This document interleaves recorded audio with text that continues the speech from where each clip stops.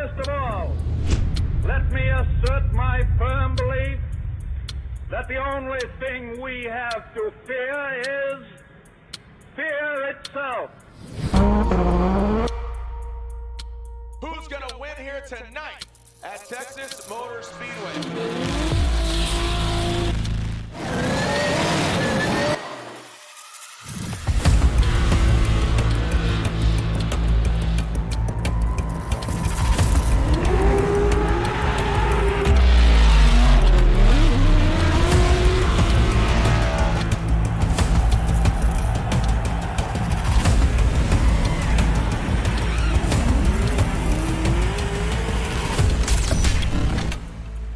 This is the Lone Star Stage. The question is, who will be the Lone Star? Welcome back to Texas Motor Speedway. We saw an awesome Pro 2 event on Friday. Yesterday, we saw round 5 of the Formula Drift Pro Championship, and now it's time for round 6 of the Formula Drift Pro Championship. I'm Jared Deanna. Joining me once again is Ryan Sage. Ryan, an awesome event yesterday. Very, very, very unique event, obviously. You know, we do have some fans in attendance. They're forced up to turn 1, but overall this track, very unassuming, but now it's been challenged, it's been conquered by Ryan Turk. Ryan Turk gets the win overall. We saw all Drift Alliance podium. Those guys have been around since '04, but just a really fun event yesterday. Yeah, I was really happy with the number of fans that came out yesterday in these really crazy circumstances. But for the action on track, you really saw that progression as time went on and drivers getting used to what needed to be done. We saw some great battles there. Obviously, there was a really standout gentleman in my mind in Jeff Jones that made it all the way to 4th place. Absolutely looked, dominating yesterday in times when maybe you would say, there's no way he's going to win against Frederick Oswald. There's no way he's going to win against Odi Baktis, but he did just that. Ryan Turk, though, however, continues to lead the pack and made a big impact by getting his first win of the season. And it's really cool for Ryan Turk to jump in a vehicle that is obviously proven. Frederick Oswald was at the helm of that Toyota Corolla hatchback. Now he jumped in the Supra. We saw that as a competitive vehicle, but here he is yesterday just putting it all together for him. Has not won this season. We saw Oswald, Chelsea, back-to-back Von Gittin Jr. wins in Seattle, and here Ryan Turk proves that he could be our 2020 champion. And he has a, taking a look at the website, of all the points, he has a, let's do the math here, 32-point lead over Von Gittin Jr.? Yeah, he is definitely in the driver's seat, literally and figuratively, when it comes to the points chase. And Von Gittin Jr. is probably closest to him in terms of the kind of momentum that we've seen. And with Ryan getting the win last night, though, however, I think he has kind of really thrown the gauntlet down and said, I'm the guy to beat this year. I've got to win, and I've got podiums in every single round. Now, there's a lot more to be said because there's a lot more action to come. Not only do we have this round to go, we still have the 2 rounds at Irwindale, but there it stands right there. We really shook things up last night. Chris Forsberg jumped all the way from 7th to 4th. Yep. Justin Pollock, because of the engine detonation, dropped down. Chelsea Denofa into 5th. Odi Baktis into 6th. Matt Field still hanging on in there. Remember, what we said coming into this round is really if you're in the top 8, you are our championship contenders. Now, the further we get into competition, that list is going to get smaller and smaller. Yeah, you see 208 Matt Field, 372 from Ryan Turk. And you know what? Coming into the season and just seeing, I'm wondering what's going on with Odi and in his head, because I really think that, coming in, I thought he was going to be the contender. Even yesterday, seeing what transpired. And also, dude, remember, we had Adam LZ, Jonathan Nairn, Jeff Jones. They were like the dark horses, which is really shaking things up too. Yeah, and the new kids on the block, we saw Jeff Jones do great. We saw Dean Carney there struggling with those challenges, trying to come back today. We've got the old vets in the mix that are trying to build on the momentum from yesterday. And of course, we've got Adam LZ out there, who I saw him running some practice runs with Chris this morning. He's looking phenomenal. I thought he did a great job yesterday overall. Came up on the short end of the stick after the one more time. But here is JTP. Justin Pollock, engine detonation, did not make it back for the top 32. Looks like he's ready to go today. And I did hear just a few moments ago that Farouk Kawai detonated his engine. He's going to be out of top 32, so that is going to be one more bye run, and I believe that's for Jonathan Nairn. Oh, man. So that's, I asked you yesterday, and let me ask you again. How do you think the drivers are the double header in this scenario is, you know, like, again, just going back to back. It's got to be tough for not only the drivers mentally, but also the teams and the attrition. Well, I mean, you know, the cars are physical entities, right? They're going to break down. That's just the way that it happens. But I think from a mental standpoint, drivers that do well from one round, I feel like because of the shortened time frame, they have that kind of internal momentum that they can apply into the next round. It happened with Vaughn. You know, we're starting to see it with Ryan Turk. He backs up. He keeps backing things up. So I think in some sense there's some disadvantages because the cars can break down. They can become, you know, a challenge in reliability. But at the same time, drivers have the ability to take what they did in the previous round and apply it quickly the next day. Yeah, and I asked him on the podium, I said, hey, what do you think you're going to do tomorrow? He says, man, love to back it up, just like Vaughn Gittin Jr. did. As we're popping callers, only one caller here on the big screen here. But you know what? So just, you know, let's take a look at incomplete runs here overall, and this really defines, you know, we saw this yesterday with notably Taguchi. Taguchi went off course. It was basically his to win, and he goes off course and loses the battle. Yeah, I mean, this is important because these are the things that actually constitute what used to be called a zero. Yeah. We call it an incomplete run now. So spinning out, opposite drift, if your hood, hatch, trunk, or doors open during run, we saw that with Odi Bachis in St. Louis. A collision with other drivers that is considered avoidable or unsportsmanlike, or a driver that is intentionally not chasing a lead driver after an incomplete was scored. That's basically sandbagging. 3 consecutive restarts from the chicane cones, performing an illegal pass or getting legally passed, and we saw that almost happen in Seattle. Now, it's really important because everything else that happens on the track is down to the judge's interpretation. The internet was blowing up after this battle, and I wanted to spend some time talking about it because a lot of people thought that what Chris did right here was an incomplete. It's not an incomplete. It's a mistake. As he was adjusting to transition, he did lose some angle in the vehicle. But the judges have been very consistent with this for many, many years, that these kind of moves that we see right here to here, that is not an incomplete. No. It is part of the interpretation that they bring in to the entirety of both runs. Now this angle, I think really emphasizes it the most. And you can see that Chris still has some angle in his car. He definitely makes a mistake. Now, I went on the record yesterday, and you kind of laughed at me a little bit. I said, there's somebody that can win, there's somebody that can't win, or it's going to be a one more time. The person that I thought that could win was LZ. I did not think that Chris could win this battle, or I thought it could be a one more time. Got it. And, you know, the reason for that is that I didn't think Chris did enough to be able to justify a win. Adam, at least with one judge, did, but the other two went with one more time. And because that is not an incomplete, it has to be judged into the entirety of the context of the runs. Yeah, and the keyboard warriors, obviously, you know, a lot of them are pulling for Adam LZ overall, but, you know, all joking aside, yes, there are multiple scenarios. Chris, like you said, not an incomplete run. He eventually got second place, and rightfully so. So you can see the amount of buys we have here today, you know, between, look at that, Jeff Jones gets the fast pass in the top 16, Osbo, LZ, Taylor Holt, Jonathan Aaron, Vaughn Gittin Jr., those are our buy runs. And did they already remove Farouk? As that is new knowledge for me, finding out this morning. But unfortunately, no. So yes, they did. Jonathan Aaron will get the fast pass into the top 16. So one guy that is ready to shred, because yesterday we saw him grenade his engine. JTP, Justin Pollock, is with Lorette Nickel now. Jared, thank you so much. So much better seeing that smile on your face compared to yesterday. Unfortunately, a blown motor. How is everything today? Things are great. We got the engine in, did a couple of test hits yesterday, got out of here by 10 o'clock. Did not really rush anything. We just want to take our time, make sure everything's like 100% for today. Made 3 passes, car's feeling great. Engine's got tons of power, maybe even better than it was. So maybe it's a blessing, who knows. But yeah, we feel good.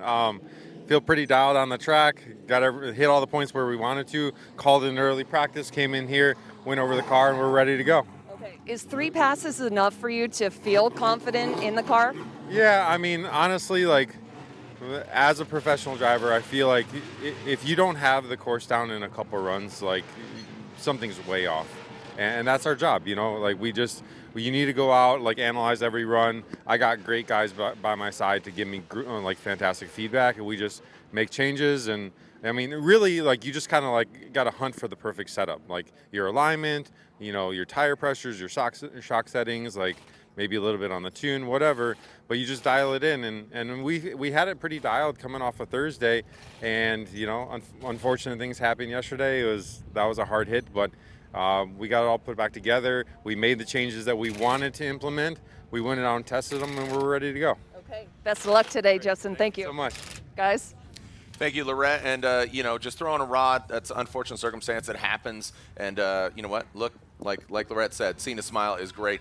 Here's where we stand, Ryan. What do you say overall? I mean, like you said, you know, Ryan Turk would love to go and do a Vaughn Gittin Jr. back-to-back, and then we still have Irwindale. Well, you know, you mentioned the thrown rod with Justin Pollock. For me, out of those 8 drivers, I'm looking to him the most, just to see how he's going to handle this pressure here. He's right inside the top 10. He did fall back a ways. He really needs this event to kind of match what he did in Seattle, and hopefully he can do that here today. Yeah, also, Osbo, like, you know, just didn't seem like himself yesterday. Figure out what's going on with him. Didn't have many runs. Remember, he blew his main seal on Thursday. So, yeah, the making of a great event. When we come back, the beginning of round 6 of the Formula Drift Pro Championship here at Texas Motor Speedway.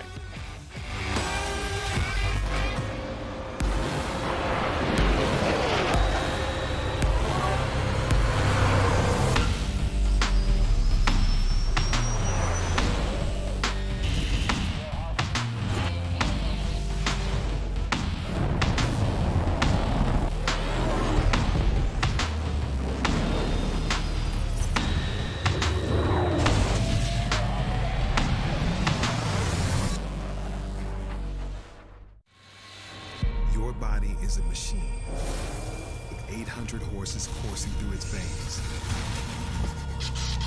Ignite it.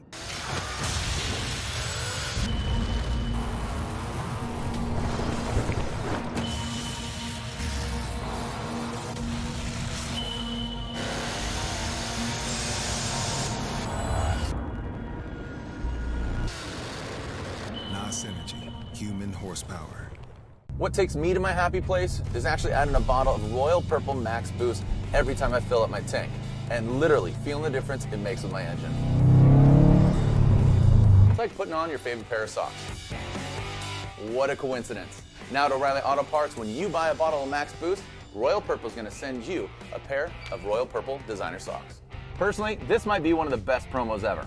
Max Boost bumps up that octane number a legit 3 points, and the socks put some heat on your feet. How you doing, right?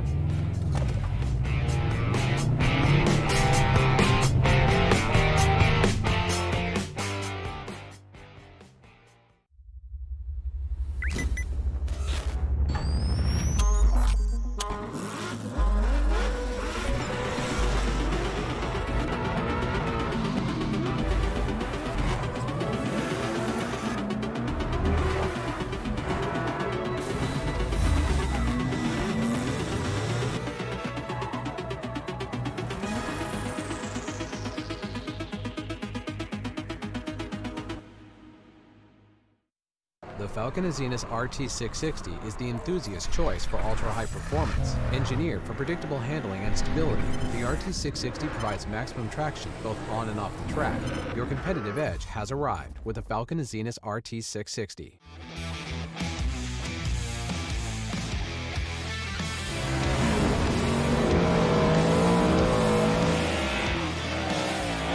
We're pumped to let you know about the Ford Performance Drift and Dirt Sweepstakes, where you can win your choice of a brand new 2021 Ford Super Duty Tremor, which is ready for work or outdoor adventure at any time.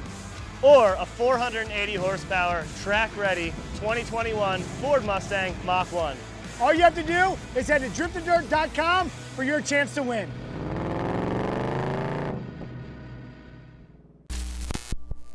Link ECU produces standalone engine management technology with a range of products that allow you to unleash the power of your engine. Acting as your car's brain, Link ECUs control electronic fuel injection and ignition. A magnitude of sensor inputs and outputs ensure your engine exceeds your expectations. Built-in safety features guarantee engine protection, and data logs keep you informed on its performance. Smoke your tires, not your engine, with a world-leading Link ECU.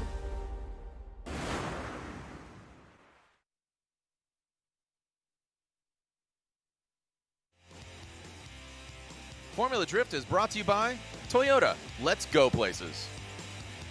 Royal Purple, the official engine oil of Formula Drift, the synthetic expert. NOS, the official energy drink of Formula Drift. NOS High Performance Energy. How hard will you drive?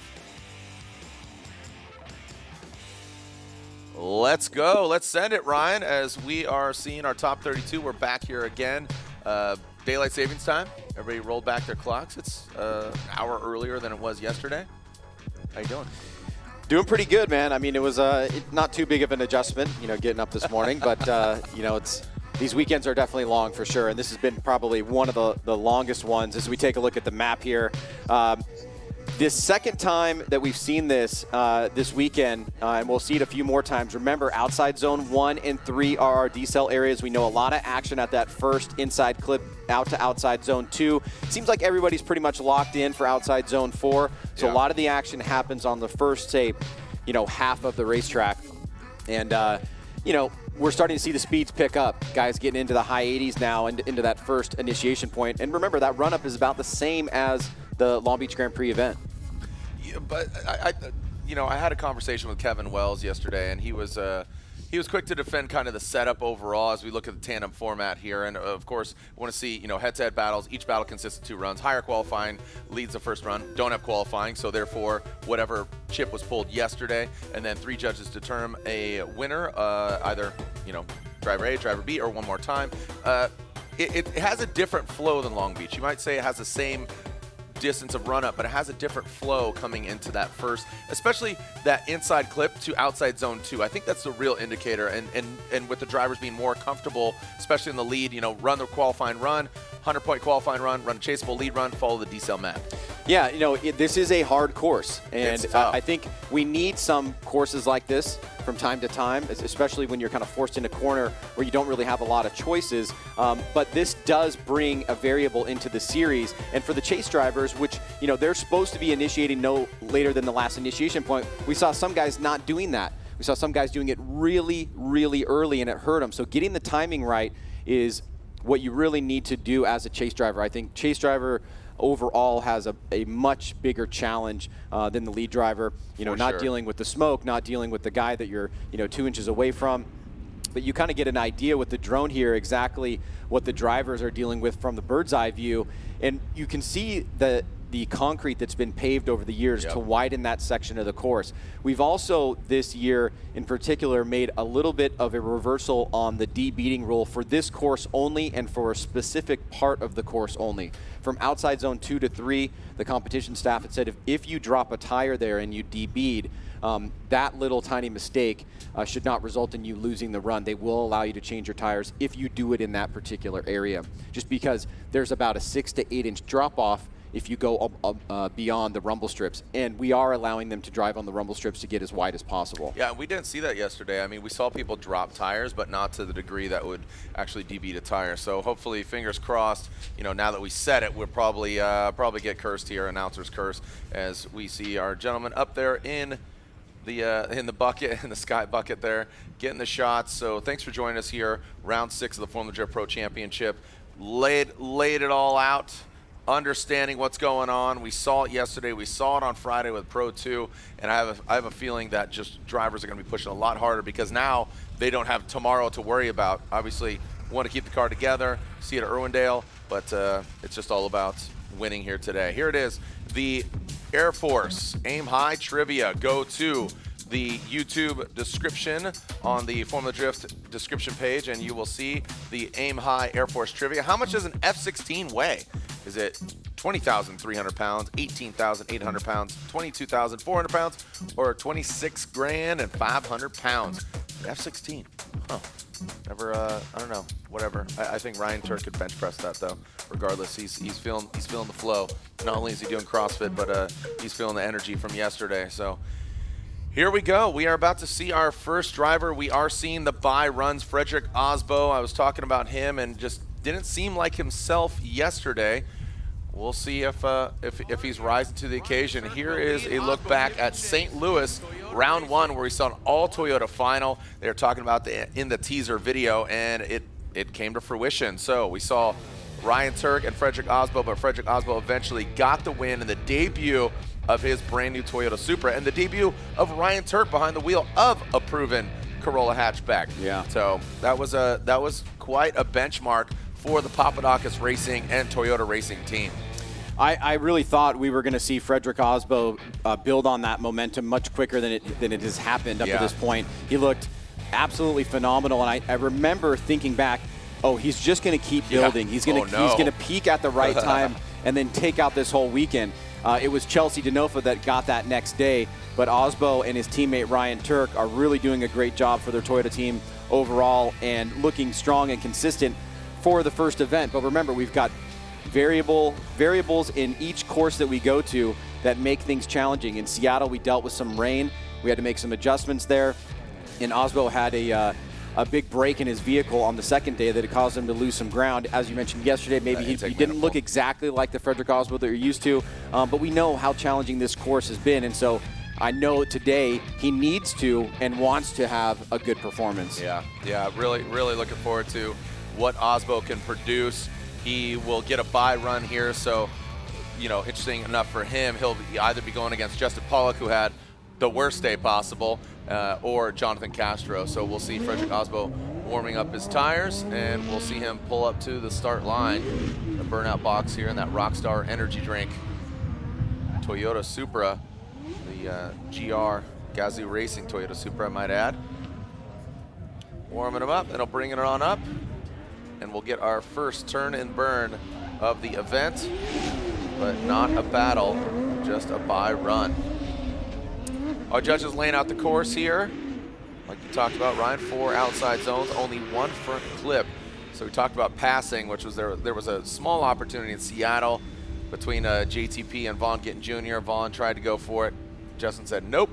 I don't think that's going to be the case here today unless something really crazy happens. Yeah, I don't think there's really any real passing opportunities here. There is one inside clip, but it seems highly unlikely that that's going to happen at this particular track. All right, so let's lay out. Let's listen to the sounds of the brand new Toyota Supra GR, courtesy of Frederick, the Norwegian Hammer Osbo, and that Rockstar energy drink, Toyota Racing Toyota Supra GR. Round 6 of the Formula Drift Pro Championship about to be kicked off officially by the Norwegian Hammer. Jonathan Castro, JTP, waiting in the wings. Send it, fellas.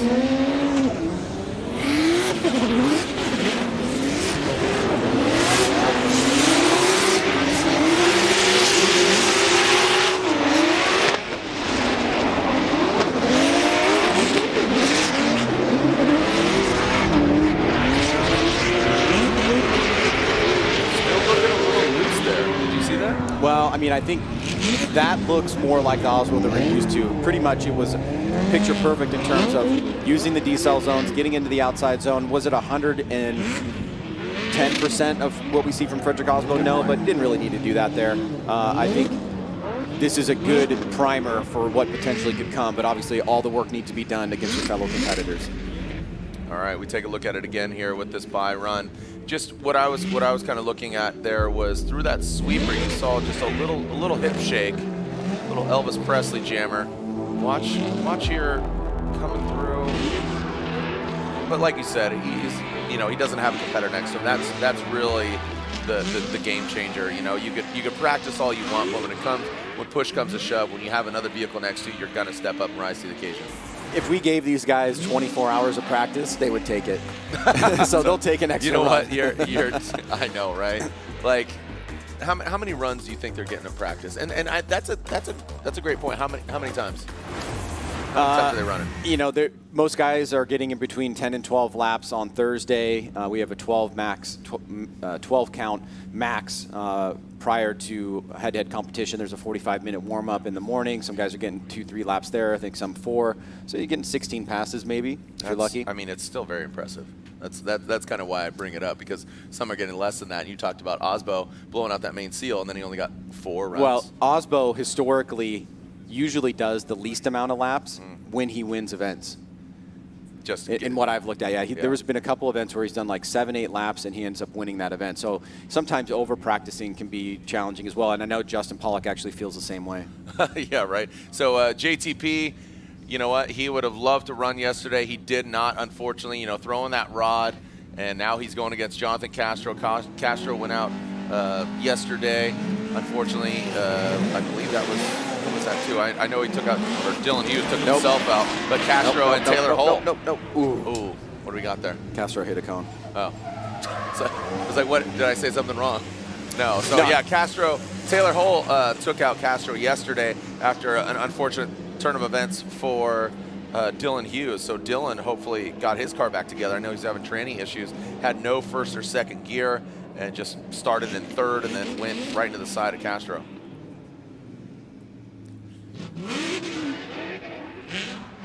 All right, let's get him reset. Castro hitting the cone. That's rack 1. Going against the umpire right now. The ref, JTP. Rome back there. See his E36. The Garagistic E36. But right now it's all about Jordo, Methodom. Toyota 86 out front. Jonathan Castro, JTP, throws it in. Really good angle there from Castro. Now past that front foot, ended up first. That's going to be the second outside zone. The first in that power rally, now to outside zone 3. Bring it all the way through. Jonathan Castro, obviously JTP running strong. Not getting the track time that we saw from all the other drivers, but JTP still has a smile on his face because he is able to run. Baby, I was born to run. Here we go. Yeah, trying to make the most of it here. Big opportunity for Justin Pollock to stay in this competition. Castro trying to knock him out here.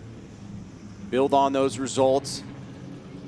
As we move into the final round of the year, here comes Castro out of the chicane. JTP wisely tucks behind. Nice little initiation there. Tiny little flub from Castro out front. Let's see how Castro does in outside zone 2. Beautifully done, and forces JTP to go down in the middle of the course. So not a good following job there on that section for JTP.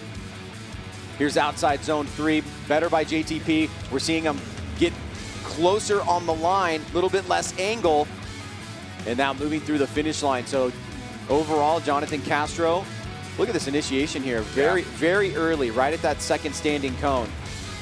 Stays on throttle through inside 1. 2 is beautiful. It's right at the edge there, and Justin did not push out wide. JTP does better on outside zone 3. And this, we see this a lot. You can see Castro just getting into that zone a little bit late. Yeah. We are seeing guys not fill that zone completely. So that can be a point of difference, and really clearly seen from that drone overhead there on outside zone 4. All right, JTP gets the clean air. Let's see what he's got here out front. Jonathan Castro going to chase him down. Once he get that vote of confidence, as Castro got knocked out early in 16. All right, looking at it past that front flip. A little bit of lack of angle there, compromising that angle to get that proximity as Castro. Now, a lot of compromise there as JTP pulls away from Jonathan Castro. No rods being thrown, just going up and down. Suck, squish, bang, boom. There we go. JTP crossed the finish line. Well, Castro looked like he was in pretty good shape until that final outside zone. And it kind of started a little bit of outside zone 3. But let's see how he did on outside zone 2 there. Looked like Justin was able to back up a pretty good lead run in outside zone 2. And we noticed that in his chase, he did not get out to that area. Nice little flick there. Super close by Castro. And Justin, yes, completely fills the zone, but notice who fills it with him. That's Jonathan Castro. A little bit tighter on inside 3 or outside zone 3 is Castro, but he did a great job on outside zone number 2. Now here, because he's on that inside line and Justin is hooked up, he's going to pull a gap and keep bigger angle in the car. So we see that Justin Pollock was not able to get to outside zone 2 in his chase run, and Jonathan Castro was. However, Castro was a little bit tight on outside zone 3, and then pretty much the remainder of this section into 4, he has lower angle and he's trying to make up ground there towards the end. So is this a clear victor for one of the two drivers, or is it too close to call? Let's go to the judges. I like Castro's proximity. I just wish he was a little bit deeper. Like you said, just Justin Pollock. I feel like he's driving, and he wears his heart on his sleeve. Let's take a look at the BC Racing custom coilover, the official suspension of Formula Drift side by side. Instant replay. Well, Castro got on the back bumper of Justin Pollock right from the onset and tried to stay with him. Did a good job there. You see that separation from Pollock on outside zone 2 with Castro leading. And you get a good picture of the difference here on outside zone 3. So a bit of a back and forth battle. Yeah. I think Castro, really in sections of importance, may have had the edge there, but was it enough to make up for a couple of those little flubs on outside zone 4? Neither driver really dominant, right? I mean, no, you're saying nah. But Castro, in the driver's meeting this morning, he was saying how hard it is to do certain things, especially in outside zone 2. He actually did it really well. All right, here we go. Slide him left for Castro, right for Justin Pollock. Go one more time from Chris Ewell. Ryan Lantagne, there it is. So let's go one more time. And I agree with that. I don't, like I said, just kind of knocking the cobwebs off. Castro got knocked off early in top 16. JTP, Justin Pollock, he obviously didn't show up yesterday at all because of the rod being thrown. So just knocking the cobwebs off.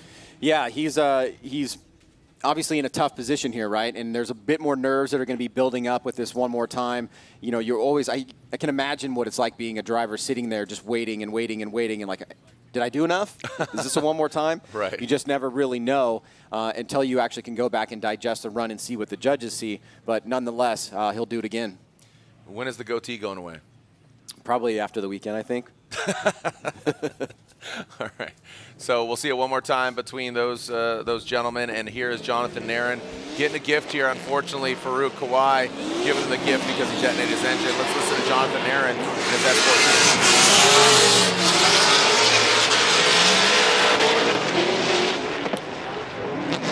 Jonathan Nairn switching up from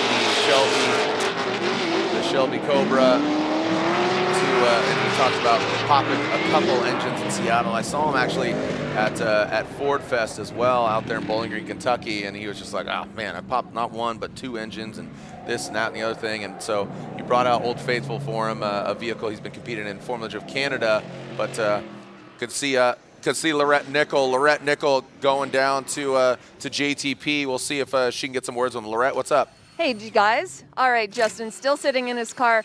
Justin, one more time. What do you have to do to take that win against Castro? Probably need to fill outer zone 2. But I think if I know what I need to do, I'm just going to go out and do it. Okay, good luck. Thank you, guys. Back to you. I like it. I love it. What are you laughing at? He's like, probably fill outer zone 2. Probably, yeah, he should probably do that. Yeah. Yeah. So, and that's, the spotter is just kind of the unsung hero in the whole scenario, right?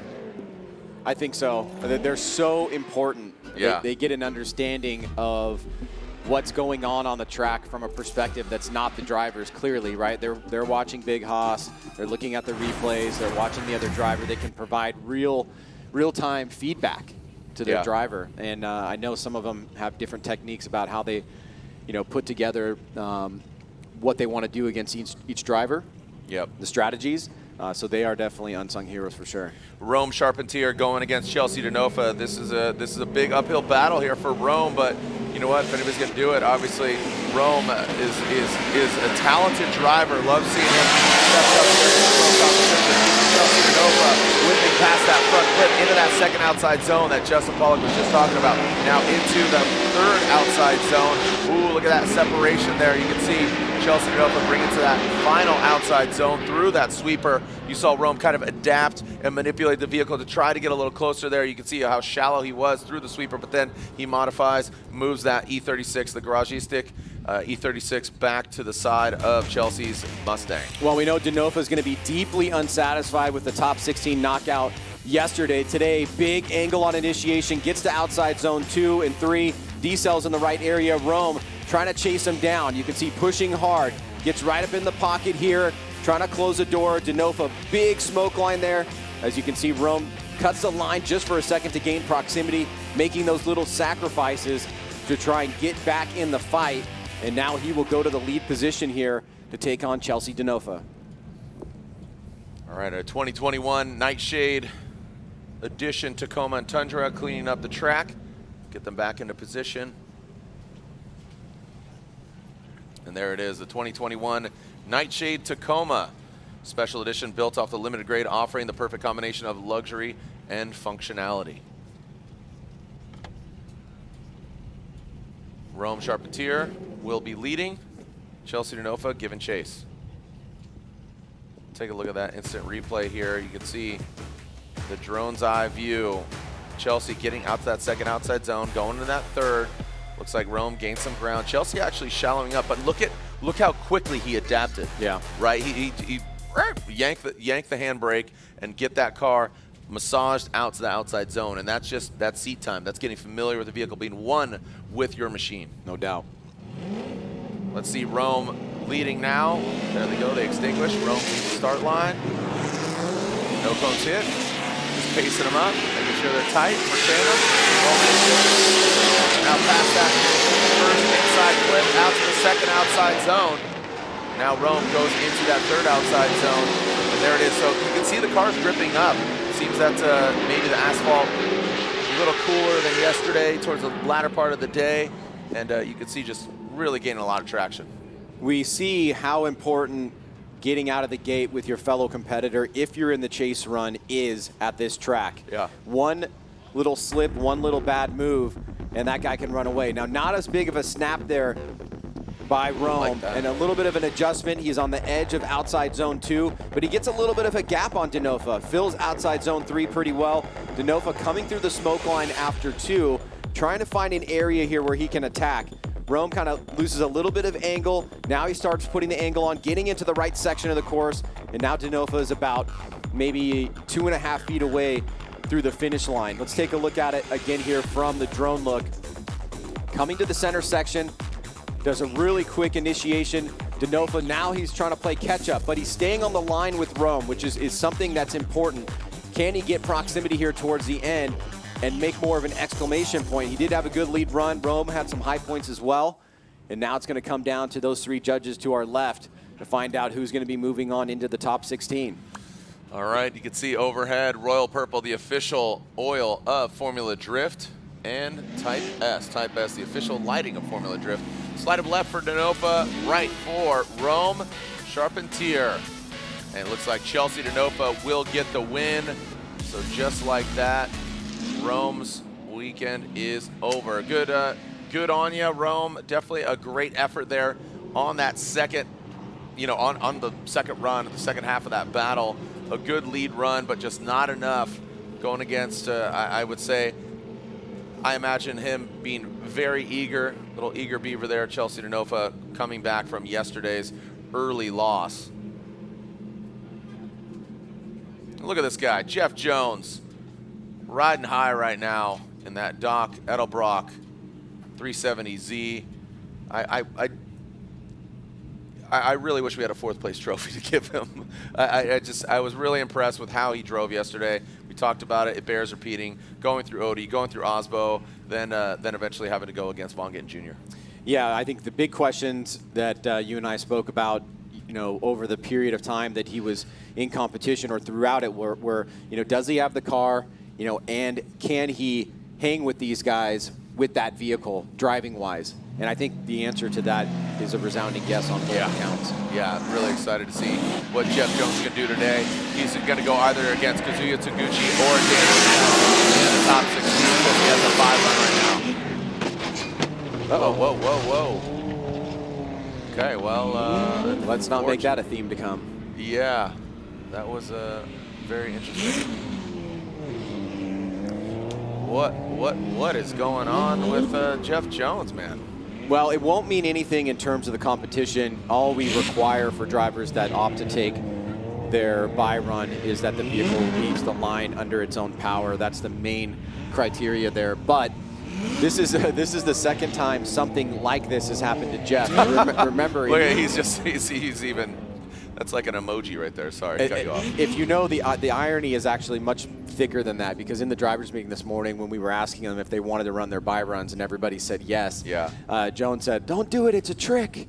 Oh, really? He was being comical because, remember, in Seattle, he opted to take his buy run, and in practice, literally maybe a few minutes before the top 32, he wrecked the car. That's right. And we heard from Lorette Nickel about what he did with some of his partners, that he had a belt that came loose, went into the wall, the car was not able to be fixed.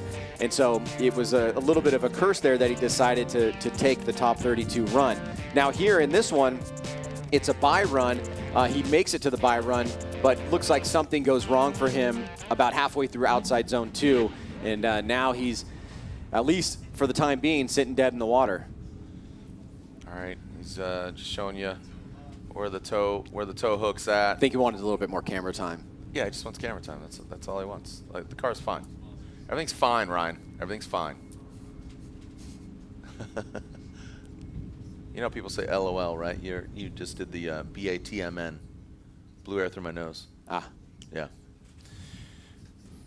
The raffle, rolling on the floor laughing. Does anybody really roll on the floor laughing? All right, when we come back, we will get Jeff Jones off course and we'll continue with the action. I believe we might potentially go back to the one more time of Castro and Pollock. When we come back, we'll continue the action here at round 6 of the Formula Drift Pro Championship.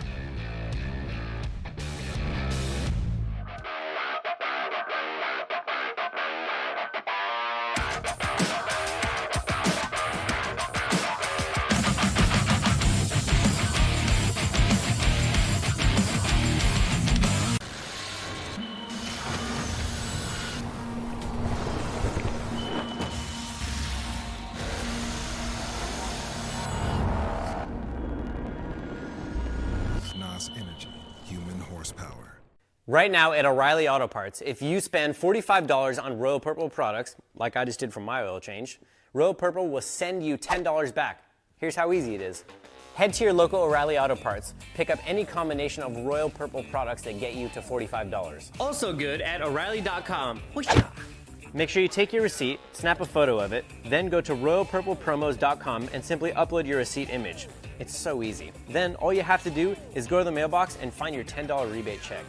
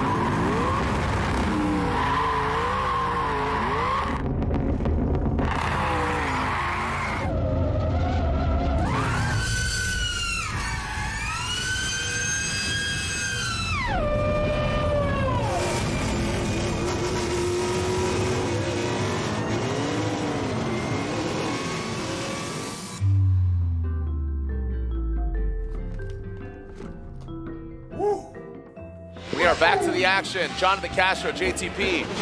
One more time battle. Castro past that front foot. JTP said, maybe I got to fill that second outside zone. And he does exactly that. It's all massage, just manipulating the vehicle there in that chase position. Castro, massive angle from Castro. Woo! Well done by Jonathan. And you saw Justin in chase position just really kind of manipulate the vehicle to get exactly where it needs to be. Well, after clearing the course with Jeff Jones, we're quickly back to the action here with Jonathan Castro and Justin Pollock. A one more time unanimous vote. Here it is with Castro in the lead. This time a nice little snap there in the initiation, looking pretty fluid here. A little bit of reduction of angle there by JTP in the chase, but did a much better job getting out to outside zone 2. Then JTP angles up in the chase, leaving outside zone 2, right into the pocket there. But Castro accelerates forward. Here comes JTP trying to close the door. Gets pretty close here towards the end as Castro fills outside zone number 4. Yeah, I really liked what Castro did out there, and again, just Justin Pollock doing a really good job, and we chuckled about it. I gotta fill that outside zone 2. Definitely fill that. So he did exactly that. Now he's got the clean air. He'll be out front. Don't leave in the judges' hands, fellas. We are ready to send cars. Right, we're almost halfway through our top 32 action. Let's see what we got. JTP, a contender coming into this round. Some unfortunate circumstances yesterday, but right now, gets that second outside zone. Castro right there in tow. Looks like both of them learned something. Ooh, pulling away. You see Justin getting in that outside zone. Castro shallowing up, taking a tighter line, but also getting gapped. Well, is it clear this time around as Justin and Castro head to find out who's going to be moving on? Big snap there by JTP, coming out blazing. Castro super close, but has to make an adjustment there and falls out of outside zone 2, drops the tire into outside zone 3, and then gets caught up here. Here it is coming through the power alley one more time. Castro's going to drop a tire right before outside zone 3, and that may have caused him to lose some momentum. Not hooking up the way that he wanted to, losing a little bit of angle. Now starting to edge closer, but had the damage been done there?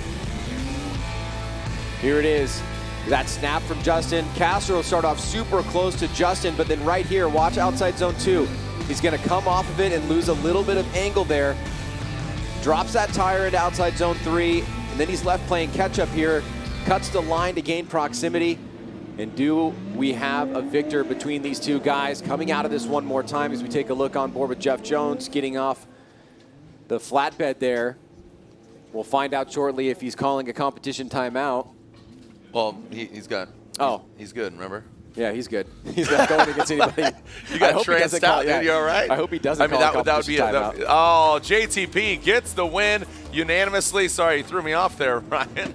All right, unfortunate for Castro. He's knocked out early in 32, but JTP gets some redemption from yesterday, throwing that rod, and here he is, his team. He's got a little more time before top 16 to get that thing absolutely dialed. All right, Lorette Nickel is down with Jones. Lorette, what's up with Mr. Jeff Jones? Well, I'm about to find out. There's a lot of stuff going on. Jones just coming off of the tow truck. Jeff Jones, what the heck happened? You know, Byron is a trap. I'm going to stop doing them. I don't believe in Byron at all anymore. That guy's mean. Yeah, it's, you know, we were smart about it this time. Not that we knew that there was any problems, but we're like, we got a Byron. Let's just chill. We'll do that. And I'm glad I didn't do my last practice lap. I learned, right? Learned my lesson from the last time.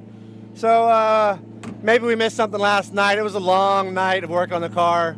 So we'll get it going.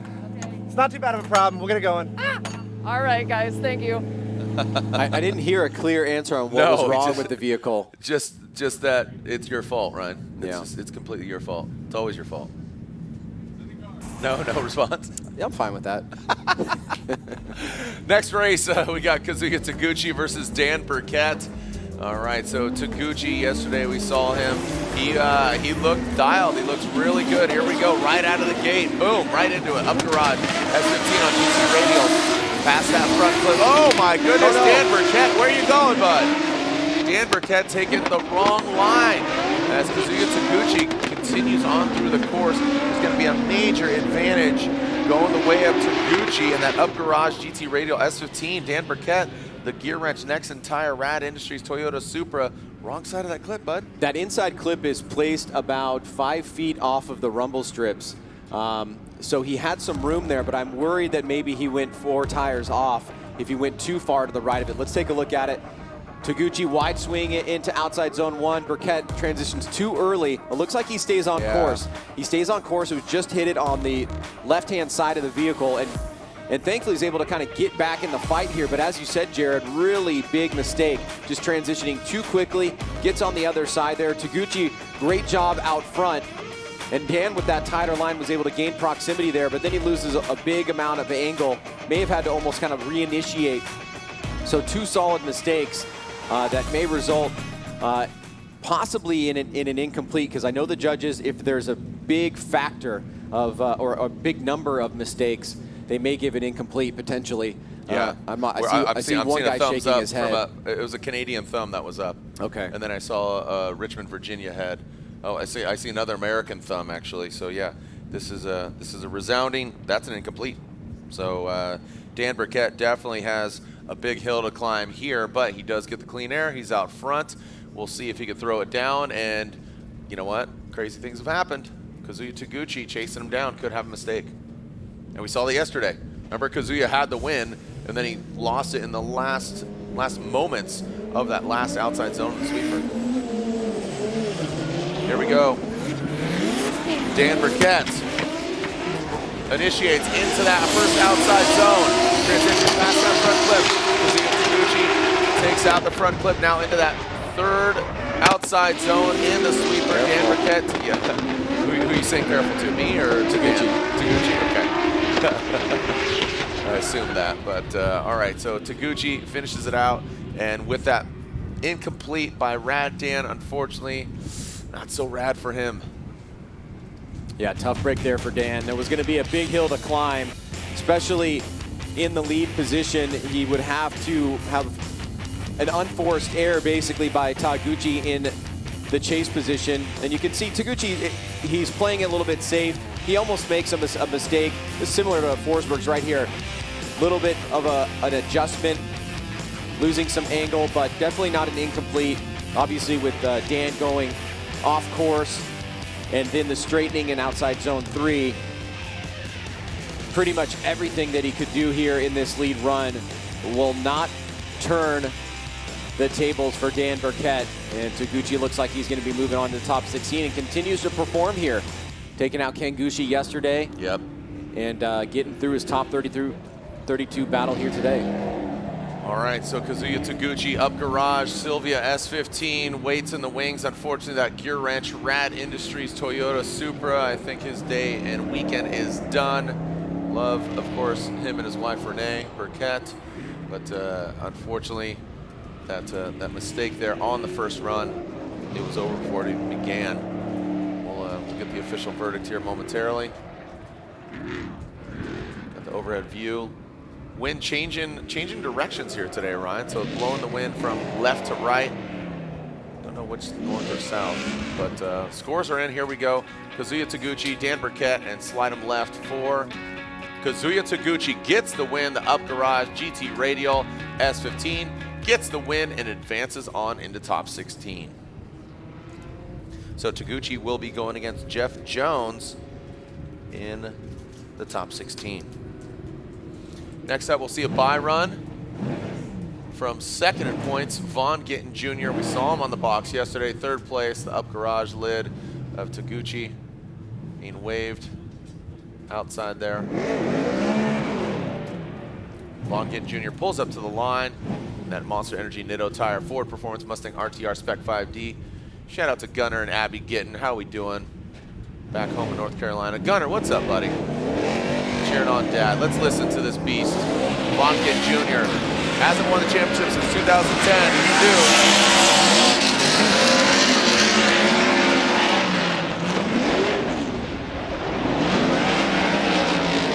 Trying some new things there. Yes. Looks like he got a little loose. That was aggressive. Vaughn has some history with this track, and yeah, part of that history is a really scary moment that happened a few years ago when there used to be a big concrete wall over here and lost it where the inside clip was, or is now, and went straight into the wall at a very high rate of speed, out of competition. And, you know, that 2010 year, remember, that was 7 events we had back then, 6 of 7 podiums, and arguably one of the most dominant championship seasons that we've ever seen, only to be tied, I believe, with Chris Forsberg in 2016. Yeah. So he is on the run. Right now, he's matching it. Yeah, speaking of Mustangs, looks like Lorette Nickel is with the other RTR bro, Chelsea Denofa. We're just moving around. Von Gittin Jr. just pulled in here. Chelsea, let's talk about that track and the smoke blindness that you guys are going up against. Yeah, it's a really fine line of where you need to be when you go out on track. Like, how you get into turn 1, it dictates the entire run until the end of outer zone 4. So like 90% of the lap is dictated by your timing in the chase getting in there. As a lead track, this is a pretty easy track to do. It's not super technical, lots of throttle, and just trying to drive with as much angle as you can while you're still able to fill all the zones. In the chase, it's insanely difficult. If you make a transition a millisecond too late, a couple feet too late, you get stuck in the smoke line, you can't see anything, and then you're literally just floored and letting the car do what it does. And when you get out on the other side, hoping you're where you're at, and it's never usually where you want to be. So it's definitely less than ideal. Well, Chelsea, thanks so much for your time. Thank you. Guys. Thank you, Lorette. Thank you, Chelsea, for the insight there. And again, just very unassuming track. And he put it really well. He did. That variable right there, I think, is probably the most important aspect of being successful at this track. Matt Field, Ken Gucci, here we go. Matt Field. Ooh, we got to restart, I assume. All right, so we're going to see the Beast from the Bay and the OG, Ken Gucci, go back to the start line. Pointing out at Sopa saying, hey, don't hit the cones. Let's go and bring it back to the start line. That'll be 1 strike for Matt Field at Falcon Tires. Ha! Ryan, go ahead and hit me with a strike. Are you a Dodgers fan? Were you stoked the Dodgers won, or you don't care? Yeah, when I was growing up, I was a massive Dodgers fan. I say nowadays I'm probably more fair weather. Okay. So that's fair. I don't mind admitting it. Okay. I think it's very noble of you. I appreciate your honesty, Ryan. You've never lied to me. Never lied. Maybe once. Or twice. Maybe twice. Here we go. Thanks, Rip. Here we go. Matt Field initiated into that first outside zone, past that front flip. Into that second outside zone. Pulling through the power alley. Oh, man. Ken Gucci wants some redemption from yesterday. But he's got to go through Matt Field, the Beast of the Bay. He's putting down a solid lead run. But just like Chelsea said, adding to that, just that millisecond off, and you are off the course or you're away from that vehicle. Yeah, Gucci does not want 232 drops. And he is got a tough contender here in Matt Field. Nice little flick there from Matt. Gucci takes that tighter line off of outside zone 1, and see it puts him off of outside zone 2. Then he has to make that adjustment. Now he's back in the mix here, but outside zone 1 and 2 are going to be big factors for the judges in analyzing how Ken Gucci did in the chase position. Here he does much better. Field a little bit of a lift there before he got into outside zone 4, allowed Gucci to catch up. But see this, he initiates, he gets off of outside zone 1, and then he doesn't have enough to push out with Field to outside zone 2. Because he's kind of like on the other side of the track, he's able to get to 3 and fill that, and now take the fight to Matt Field. But if I'm a spotter, I know exactly what I'd be saying to my driver, Matt Field, right now, focusing on filling outside zone 1 and 2, making that point of difference. And if you're Ken Gucci, you got to lay down a very strong and tough lead run to follow here. All right, quickly, Sopa throwing it in. Let's go, fellas. Ken Gucci. Ryan talked about filling that first outside zone. Gets out. Ooh, barely just dipped that tire in. Like to see him a little bit deeper here. But look at Matt Field. Woo, just, oh my goodness, he is all up in the smoke. Okay, and you can see him just staying out of that smoke line, but keeping that proximity. That is a smart approach there, Ryan. He's showing great proximity, good car control. Did he fill the zones? I almost thought he was about to go off course in outside zone 2. It looked sketch, but I will tell you, Ken Gucci, he barely just dipped that back right tire into that first outside zone. That was really interesting to watch. You can see I take that back. Field trying to stick with him right from the get-go. He starts getting behind Ken. I thought he was going to go off course there, but he's in the smoke line. We'll definitely want to see that from the drone to see what the car action and behavior was of Matt Field when he was behind Ken Gucci, but he's keeping the pressure on. It looks like, if you're just judging from that shot right there, that Matt Field did enough. Let's take a look at it here from this side. Watch as he gets behind Ken. Yeah, he goes 1, 2 off course, and he's in the smoke line of Ken Gucci. Luckily, he did not debeat a tire there and lose momentum. He was able to stay back in the fight.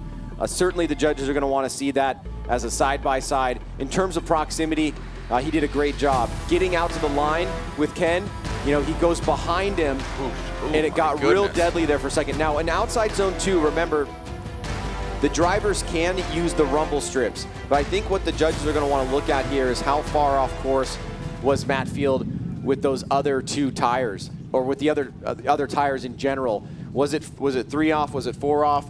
They're allowed to go on the rumble strips, and it's wide out there that those outside zones are basically placed right near the rumble strips. Let's take a look at the BC Racing side-by-side instant replay here. Now, again, due to the naked eye, it looked like Gucci didn't get to that first outside zone. He filled all of it. It looked really good. But like you said, that Matt Field, he's flirting with it. What stands out to you, Ryan? Well, I want to bring in Ryan Lantain here to see if we can also understand what it is that they're looking at, if our intuitions are right. I have to imagine it has something to do with outside zone 2 for Matt Field, but Ryan, what are you guys looking at? Yeah, we were looking really at what the difference was in the chase drives, what happened with Matt Field, and how much Ken was kind of making a compromise at outside zone 1 when he was in the chase position. So as we talked about in the briefing, it's a little bit easier to stay in proximity at outside zone 1 if you do make that compromise and you don't really fill it the way that the lead car did. It kind of puts you on a tighter line, and you can really adjust better. And we saw that Gucci did that in the chase. But then Matt made his mistake going wide at outside zone 2. So you kind of weigh the mistakes and see which are heavier, because the leads weren't that dissimilar. How far off course can you go in outside zone 2, just to clarify that, before it becomes an incomplete? Well, it all comes down to how many tires are off the track. And in that case, it looked like Matt Field had 1 tire that dipped off the track. And that's just comparatively, it's just a mistake that you would look at compared to what the other driver did going through the same area. So 2 tires is generally seen as acceptable, not an incomplete. 3 or more generally is what we consider an incomplete when going off course. And Gucci missing outside zone 2 in his chase position. So you got him on outside zone 2 and I guess on outside zone 1 is what you implied. Yeah, exactly. And then, Matt going a tire off and not really mimicking what the lead driver's doing through that section is a little bit tricky as well. All right, so Ryan Lantain, still, these guys still deliberating here, getting some insight here from Ryan Lantain on behalf of the judges. Whatever happens, we definitely have to explain this. Yeah. All right, slide him left for Matt Field, right for Ken Gucci. One more time from Ryan Lantain, and Brian Eggert says Matt Field gets the win. So 2-1. Lantain, you're going to give us some insight here, but you are the judge that was outnumbered here. We had Matt Field 2-1. One more time there. So it looks like he's talking to the judges right now. Get some clarification from Chris and Brian. Yeah, Chris said that he was almost going one more time as well. He went with Matt because he felt that his lead was slightly better than Gucci's, just a couple of little areas where he did better, adhering to the lead driver goals and responsibilities, and Eggert said the same thing. Okay. Yeah. Right on, thank you very much. So, again, Matt Field moves on. Ken Gucci, unfortunately, knocked out in our top 32. Lorette Nickel is with yesterday's winner. Lorette. Yes, you would think that the confidence is running high, but it's actually the nerves. And Ryan, out here, brand new event for you, round 6. Is this track predictable at all? I'd say it's not really predictable at all. And yeah, brand new event, brand new day, and that brings on all the brand new nerves all over again. This track is extremely, extremely difficult and challenging, especially in the chase position. That inner inner one clipping point is really the deciding factor, whether you're going to have an awesome chase or something that you're going to have to hope holds up from your opponent's chase. So it's proving to show out there, and everybody who's making it cleaner on this track is doing a phenomenal job, because we're having to work these cars really hard to make it look clean out there. Right. So we have our young gun Adam LZ about to hit the track right now, and Jeff Jones stepping up into fourth. What are your thoughts on these drivers? Everybody's driving awesome. This track, like I said, is extremely challenging, and I see everybody out there just throwing it down, and it's actually a really fun track. It's just extremely hard. So it's the challenging part of it is very fun, because you want to be able to conquer it, and the speed that we get from outer zone 2 into outer 3 and then straight back on the gas around that last turn of outer 4 is really awesome. It's a really fun part of the track. Ryan, thanks so much. Good luck today, guys. Thank you, Lorette. And as he was talking about, and as you were talking about, great questions. Thank you so much, Lorette, for your insight and getting all the information from the driver's mouth. You can see right there. Vote. Get out there. Come on, vote. So you can see that sticker right there on Ryan Turk's window. And one more look at Adam LZ. Ryan, what do you make of Adam? And obviously, he's got a lot of fandemonium. I had an opportunity to go there and go by his merch booth up in the stands, but just Adam LZ and his introduction to pro. Yeah, strong. I mean, I think it was a smart decision for him to jump into the pro class. Obviously, in this crazy year where we have these double headers, it makes it much more feasible to do it. I think we've seen his talent grow. He's obviously been dealt some really tough cards in the first couple of events, facing Frederick Osbo and Chris Forsberg in the draws of St. Louis. But he's also had some success, and also, he's getting this bye here, which basically comes about by the way that we draw. And that does bring, kind of a level of uncertainty of how these brackets are going to come together, given that we have no qualifying. But I think overall he's having a good rookie year here, and we'll see how he does in the top 16. Right on. So Adam LZ, we are officially more than halfway through our top 32 action. Michael Essa, good effort yesterday. Dylan Hughes, not so much, man. He didn't have first and second gear, win against Castro. A crazy happenstance scenario where basically the lights extinguish, he leaves the line? No, he did not, because basically he lost that first and second gear, had to drop into third, and then just left the line, went right into the side of Castro. But right now it's twin BMWs, two very different setups. Here we go, Michael Essa out front, Dylan Hughes in the chase position. Michael Essa initiates. Let's see how he transitions back into that front clip. Well done by Michael Essa. Dylan Hughes back quite a bit. And Dylan Hughes now coming to that third outside zone through the sweeper.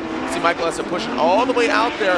Dylan Hughes taking a bit of a shallower line than Michael Essa. It's amazing how quickly things can turn for your favor or against it. Dylan Hughes trying to battle back here today, drawing this 2013 champion of Michael Essa. Hughes good on the switchback. And nice job in the mimic here. Now coming into outside zone 3, Michael Essa gets in there pretty deep. Decent job by Hughes as he comes and tries to close a door. Slightly tighter line, using that to gain proximity here, but Michael Essa maxing out the angle and pushing through outside zone 4 through the finish line.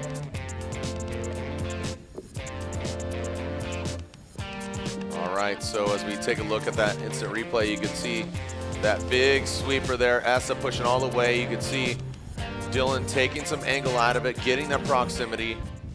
Now let's see Dylan Hughes out front, the royal purple BMW. Wind kicking up, whipping up here, clearing out the smoke. All right, we are getting word clear to send here. Dylan Hughes, the royal purple O'Reilly Auto Parts BMW.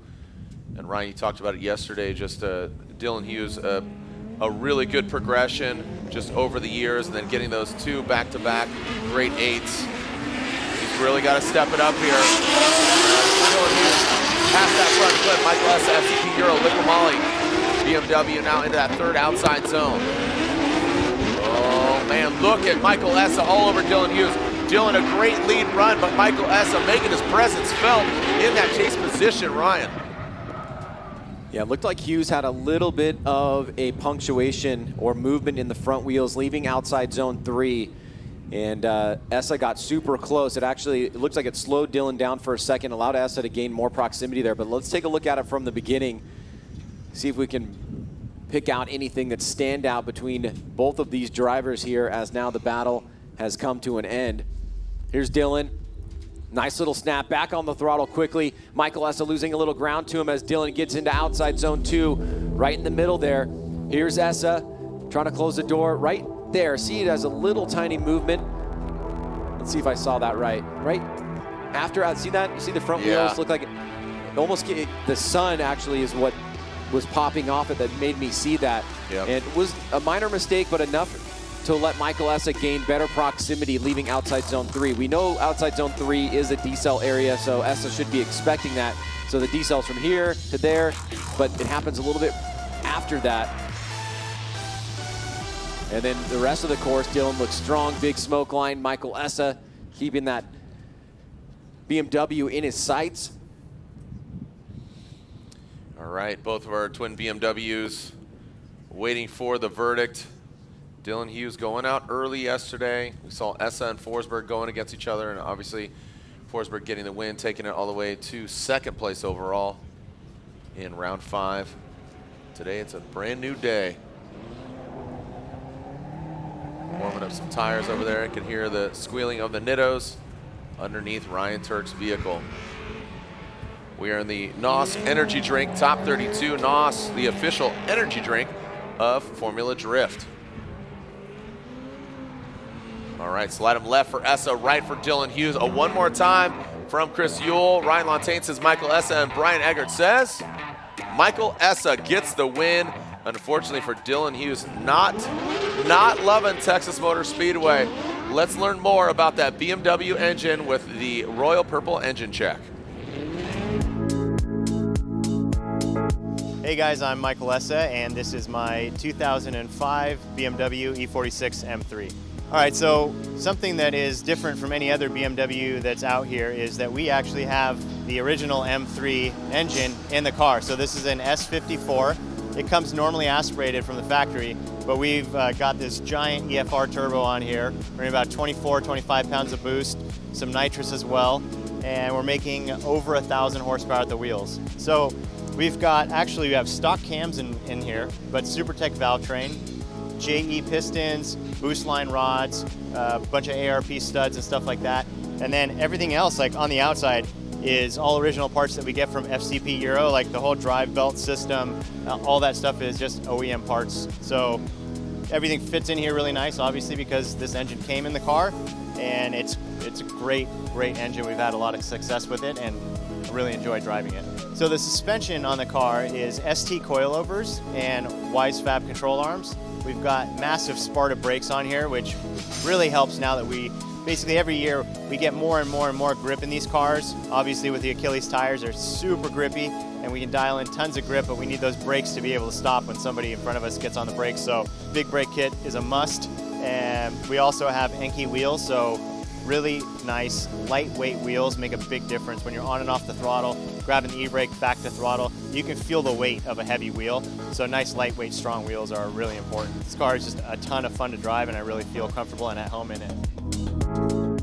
All right, let's go and send them. Here we go, Ryan Turk and Tyler Nelson. So Turk, yesterday's winner, our current points leader, 30-something points ahead of Vaughn Gittin Jr., who sits in second. But Ryan Turk, you know, Lorette had a great opportunity there to talk to him. Hey, new day, new nerves. Ryan Turk out front. Tyler Nelson in the chase position. Whoa, look at that. Great initiation, tit for tat. Right into that second outside zone, through the power alley, into that third up. Ooh, Tyler Nelson, not where you want to be, bud. As Ryan Turk continues on. What's your name, Ryan Turk? There we go, crossing that finish line. Ryan Turk delivers that gum out. Toyota Racing, Toyota hatchback. Tyler Nelson going in, not the right line, unfortunately. Yeah, you really have to take the fight to Turk. Like his teammate Osbo, you can pretty much expect that he's going to run, you know, a mid-90s or higher qualifying run if that were happening. And look at that snap. He gets immediately out of that turn after leaving the zone, fills outside zone 2, right on the inside marker. 3 is perfect, and Nelson is just way inside on outside zone 3. Here it is. He's going to come through the smoke line. He's going to be driving in the middle of the course, so he's going to forego outside zone 3 altogether. And that allows Ryan Turk visually to look like he performed very well in the lead, and that Nelson had a bit of a struggle against hanging with Ryan Turk in really important sections of the course. So now we will switch things up as Nelson goes to the lead against Ryan Turk. Tyler Nelson, the Shelby Cobra Formula Drift rookie, cleaning up the track here, waiting, pausing, sitting, waiting, wishing. See JTP in the back, seeing Dai Yoshihara. There is a look at the standings. Ryan Turk with that 32-point lead above Vaughn Gittin Jr. Frederick Osbo, 284. Man, that's almost 100 points from first to third. Here we go. Tyler Nelson out front. Ryan Turk chasing him down. Tyler Nelson past that front clip. There we go. In that second outside zone through the power rally. Tyler Nelson ripping through. Look at Ryan Turk.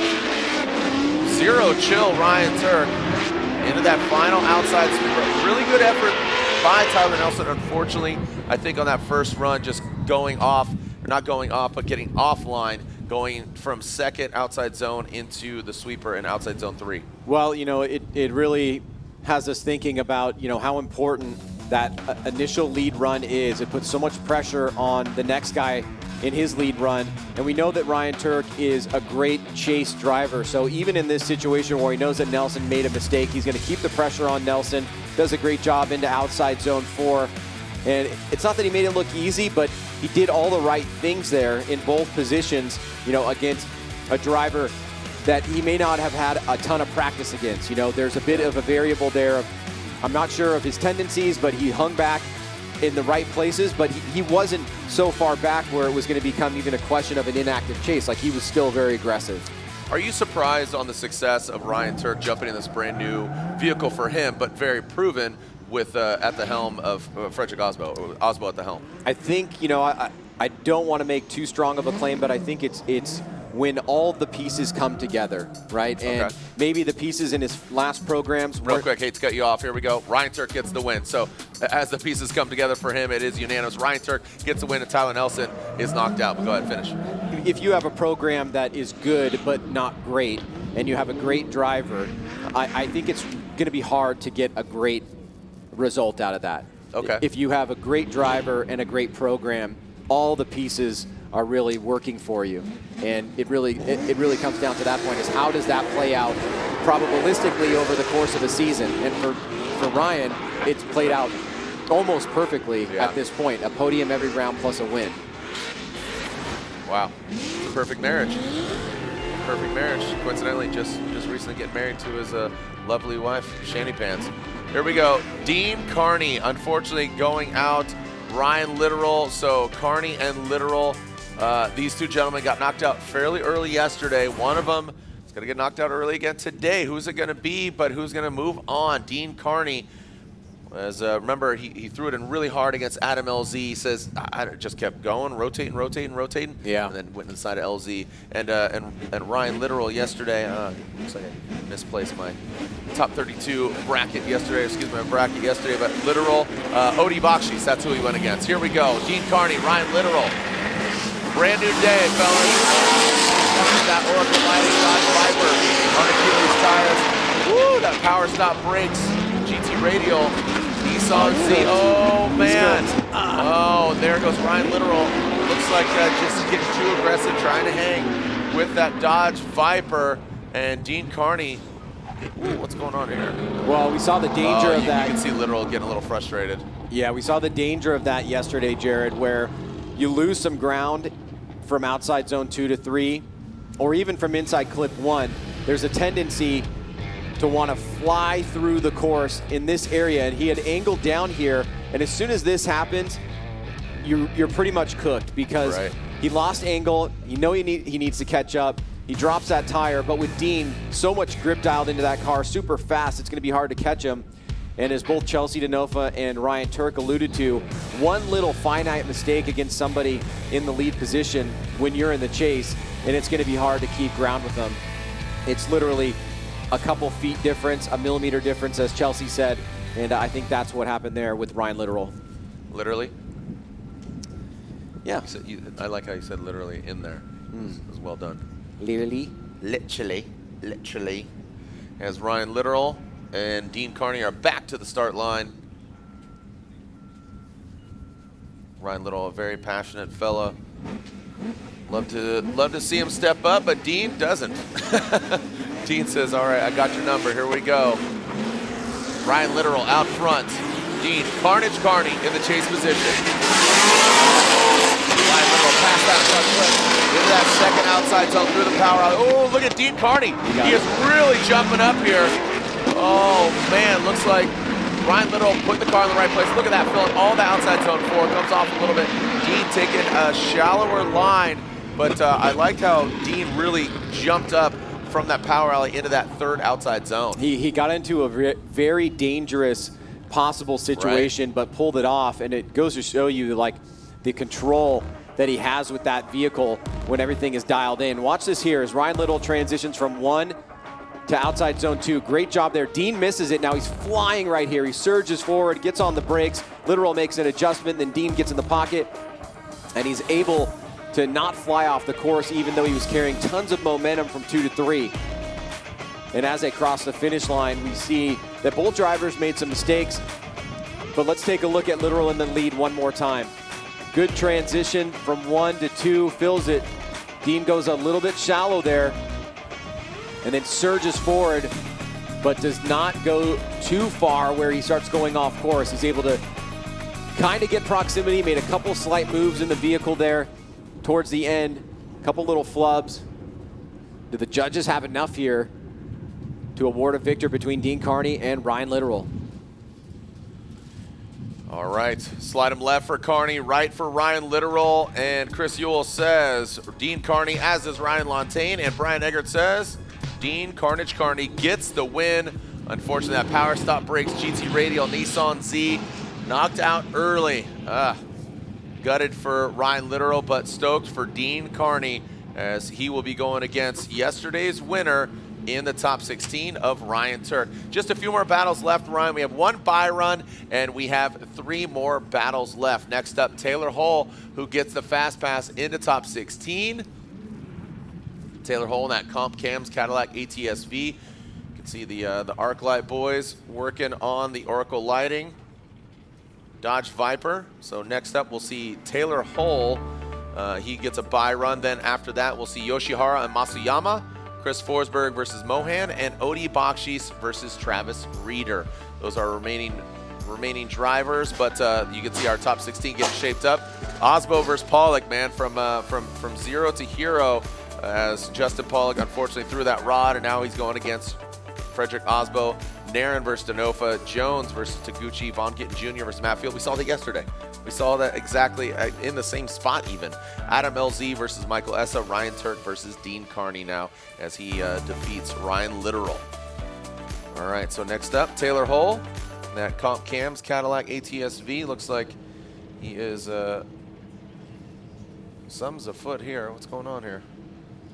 I believe that's a burnout box. Okay. Is it? Looks like it, right? Yep. I think that's right. Looks like Kevin Wells having some words with Taylor. Let's go down to Lorette Nickel, who's with a very elated Dean Carnage Carney. Absolutely. Von Gittin Jr. over here congratulating him. Dean, hooray, good job. This must feel like a little bit of redemption. Yeah, it does. I was kind of disappointed in myself after we looked at the data on our top 16 battle last night, and it was straight up my fault and no one else to blame. And we focused overnight and we got the car back right after it took the big hit. And I really think the guys gave me a great car just in the nick of time. My spotter Scott hauled a change right on the time of the battle, and I wasn't sure. And he's like, "Hey, just believe in me," and it just worked out perfectly. So stoked. That's awesome. Congratulations, Dean. Thank you very much, guys. All right, as we take a look at Dean Carnage Carney, absolutely feeling the flow right now. Brian, you can see, get into that second outside zone. Listen to those babies scream, man. Right. Yeah, that was a tough break for Literal. It's hard when you've got, Dean has been trying to dial in the car, and when it is dialed in, it's one of the best cars out on the hot pits. What is going on? We are finding out that Taylor Hull unfortunately had a suspension issue, so you have to have your bye run. Taylor Hull unfortunately has to call his competition timeout. So Interesting turn of events here. We'll take a short break. We'll get Taylor Hull out of the burnout box, calls comp timeout. 3 more battles left to go here in top 32, round 6 of the Formula Drift Pro Championship. I'm Jared Dienda. We'll be right back.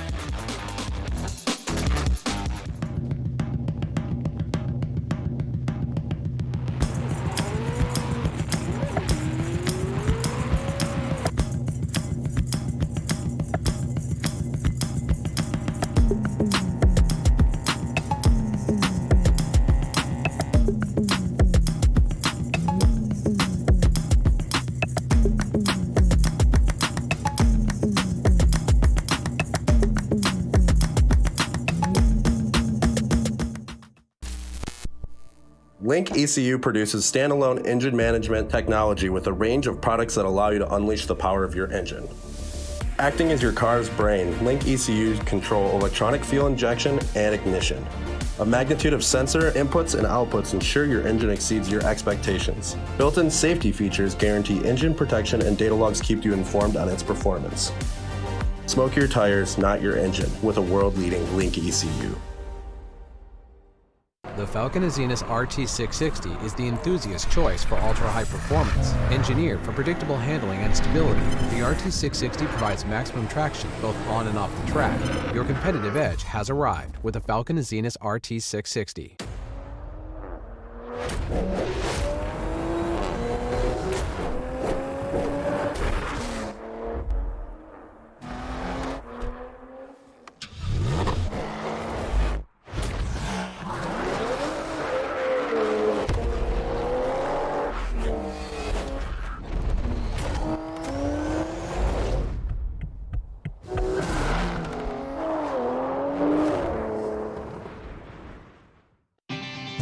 We're here for the perfectionists, the champions of doing things right. Whether they're in the shop or in the driveway, they trust O'Reilly Auto Parts, because good enough won't cut it here. For over 50 years, we've been helping perfectionists get exactly what they want and exactly what they need without compromise, turning that problem into a problem solved. O'Reilly Auto Parts, better prices every day.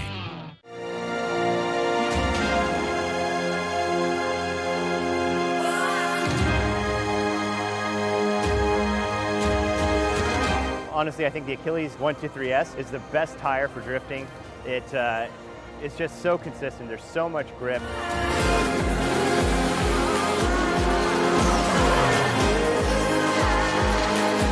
I love being on Achilles. It is incredible. The tire is incredible.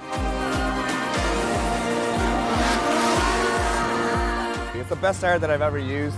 Tons of grip. It's just so consistent, precise, very predictable. Having a tire that's consistent all the way through from when it's cold to when it's roasting hot is very important. I really wouldn't want to be on any other tire.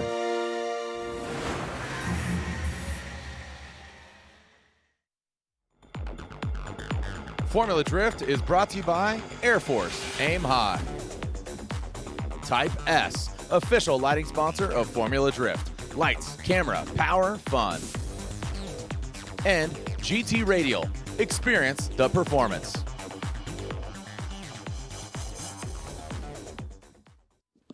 Yeah.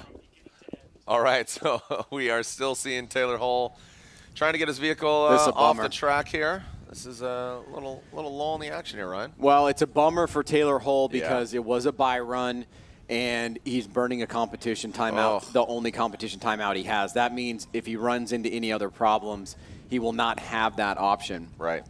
And I think that's the really bummer part of this whole situation here. Yeah, you can see that front right there. Kevin just pulling the wheel straight, trying to just get it even just up on the flatbed. Such a bummer. It was a suspension issue, which makes me think, did something happen in the burnout box? Yeah, that's exactly what happened. So unfortunately, the NGK competition timeout being utilized, but it's a great time to tell you about NGK spark plugs. Do spark plugs time out? Yeah, they sure do. And timely spark plug replacement not only prevents fouling and provides the best engine performance, it ensures less repair time, can save you money on unnecessary repairs. Visit ngksparkplugs.com to learn more about OE suggested spark plug intervals and find the best plug for your engines. NGK, the ignition specialist. All right, it's a good time to introduce you to Kevin's Corner, a good introduction to a little taste of what Kevin experiences during these NGK competition timeouts.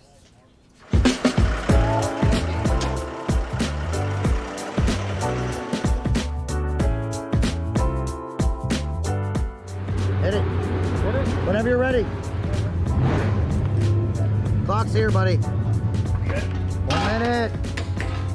Wheel straight, man. 8 seconds, Come on, Joe. come on. Get clear of it. Get clear, get clear. Joe, clear. Go.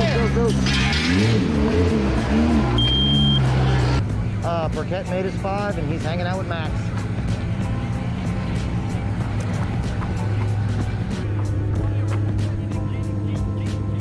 Back up.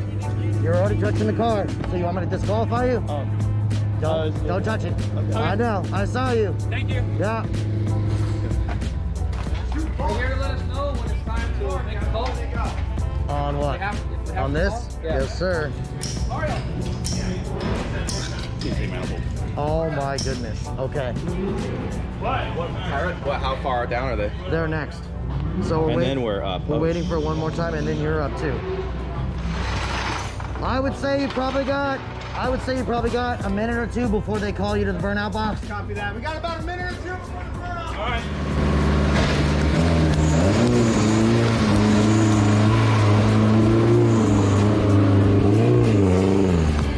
So. A feature on Kevin's Corner, huh? Yeah. So give me a quick synopsis here. What happened? We have a little backfire or some boost issues or what? What happened? I think a little backfire. Nice backfire. Ah. Split the intake open. Wide open. A vise, C-clamps, and a welder. That's not bad, right? Oh, That's okay. That's okay. Totally okay. Yeah, that's pretty solid. Yeah. So did it split the whole back?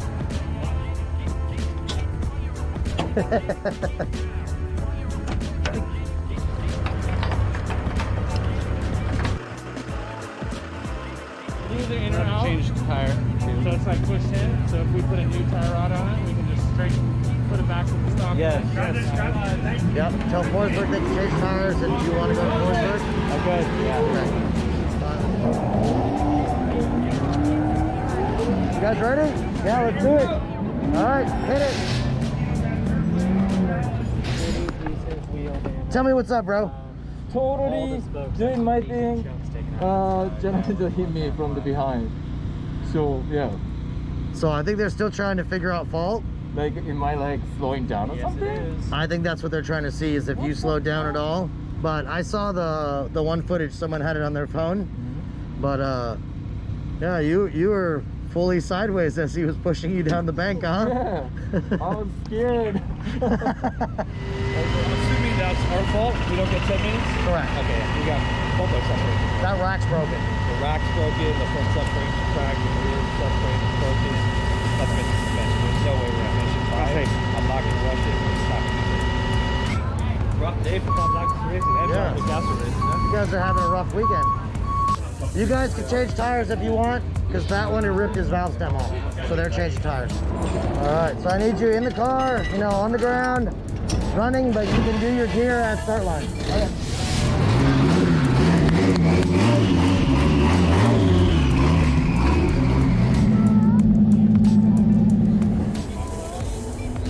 Just water temp or what?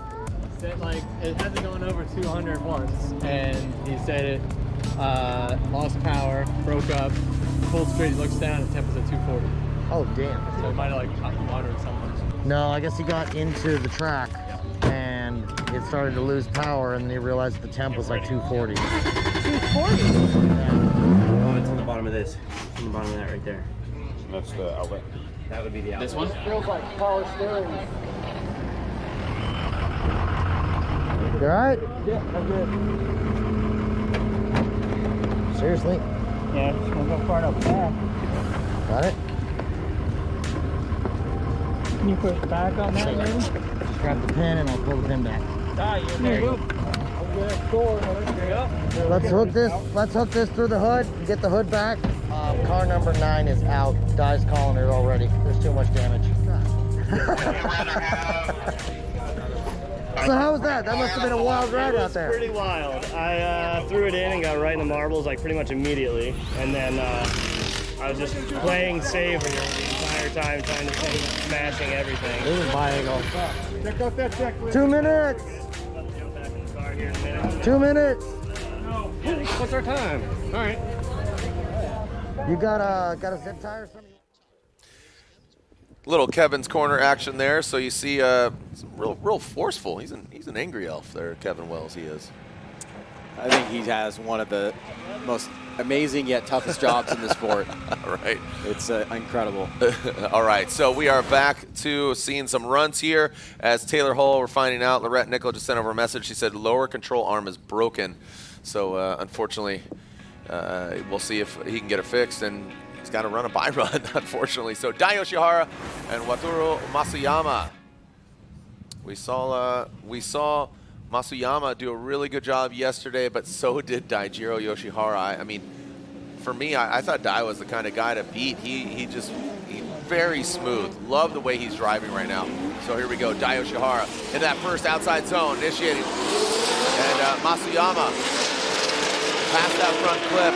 You can see Dai Yoshihara pulling away into that third outside zone, allowing Masuyama to gain that proximity. Ooh, you can see, saw how violent he moved that vehicle from front to back, but Dai Yoshihara silky smooth. Well, Masuyama doing battle with Kengushi yesterday, getting through into the top 16, now doing battle here with one of his other fellow Japanese countrymen, Daijiro Yoshihara out front, smooth and consistent. Look at this, getting out to outside zone 2, right at the edge there. Masuyama falls back for a second and then starts closing the door on outside zone 3, coming through that smoke line. And then getting right in the pocket here, but Dai looking consistent out front. Masuyama surges for a second, then pulls back on the right line through outside zone number 4. You can see right here, good initiation there from Daijiro Yoshihara. Flicks it in and past that front clip. And you know, Masuyama backed her quite a bit, but I was going to say that, you know, Dai ripping through that power alley, but he got all the way out to outside zone 2, outside zone 3, and just ticking all the boxes. The FD vet, former champ, that Turn 14 distribution, Falcon Tire, Subaru BRZ. Masuyama in that Buy Now Japan S15. Now, Masuyama will lead, Yoshihara giving chase. And away they go. Masuyama really needed to step up, but Dai Yoshihara is going to apply the pressure. Let's see how much he does. So you can see Masuyama through that power alley, and that's exactly where Dai needs to be. Oh, look at that. Oh, a correction there by Masuyama. So I was going to say that it looked like Dai was correcting, but not the case. The lead vehicle, Masuyama, made that correction through that big sweeper outside zone 3 and 4.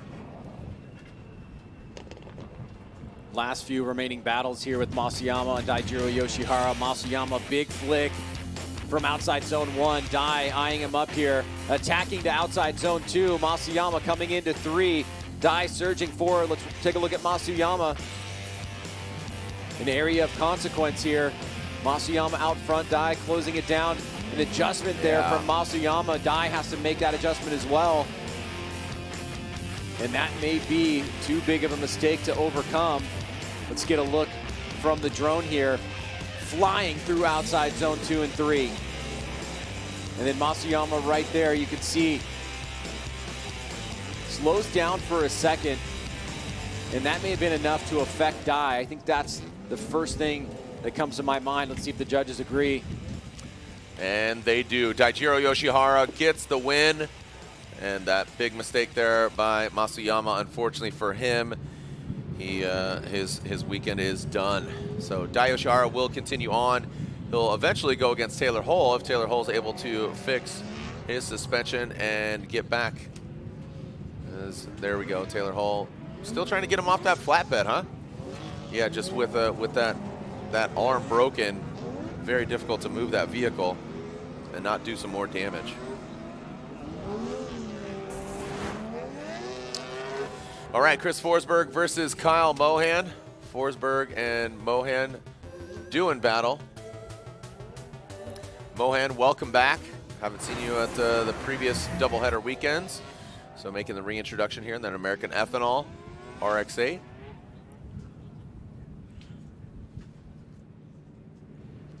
All right, so Chris Forsberg and the NASA Energy Drink Nissan 370Z going against American Ethanol RX-8.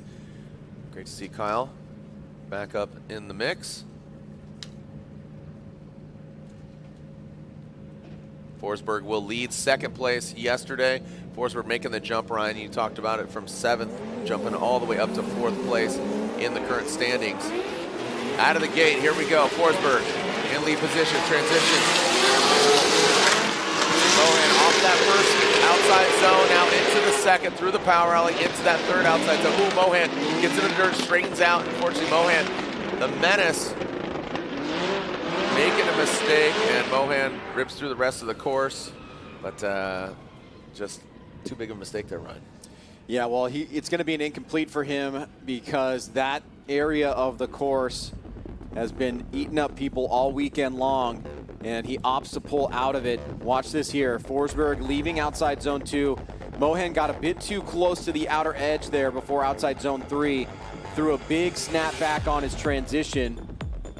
See, he's starting to move over to the right-hand side of the course. He gets 2 wheels off there and then doesn't have enough to keep the car moving forward, decides to shut it down.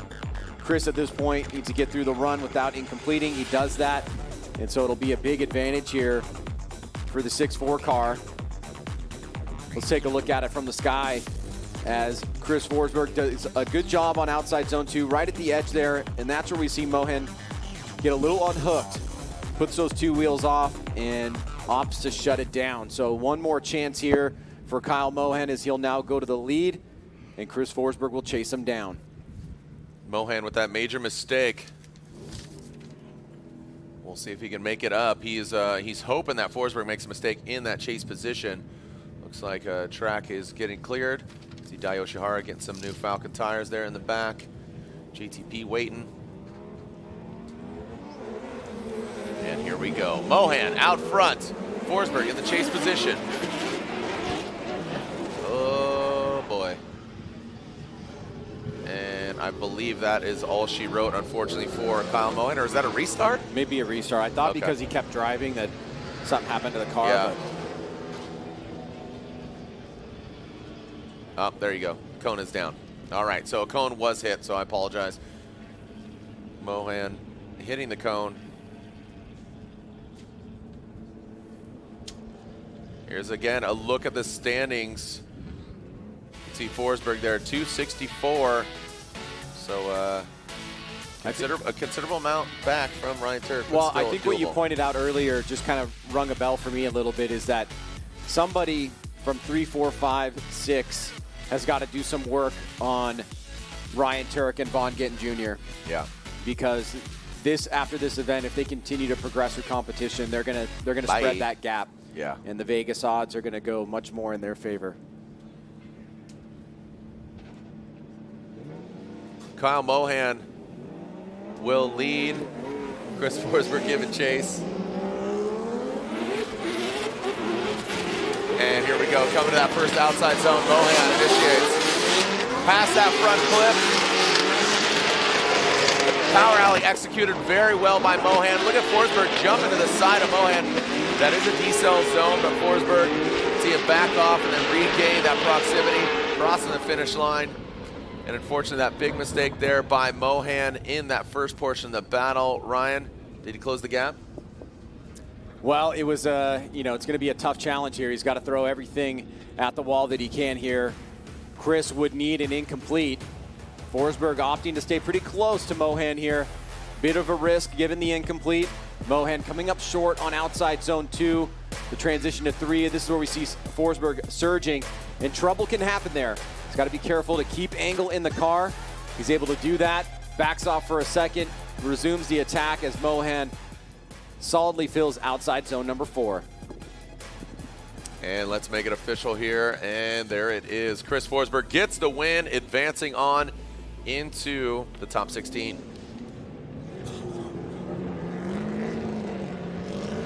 Cody Bakshi's Travis Reeder, our final battle of top 32. I'm seeing Odie warming up his tires, Travis Reeder in Old Red.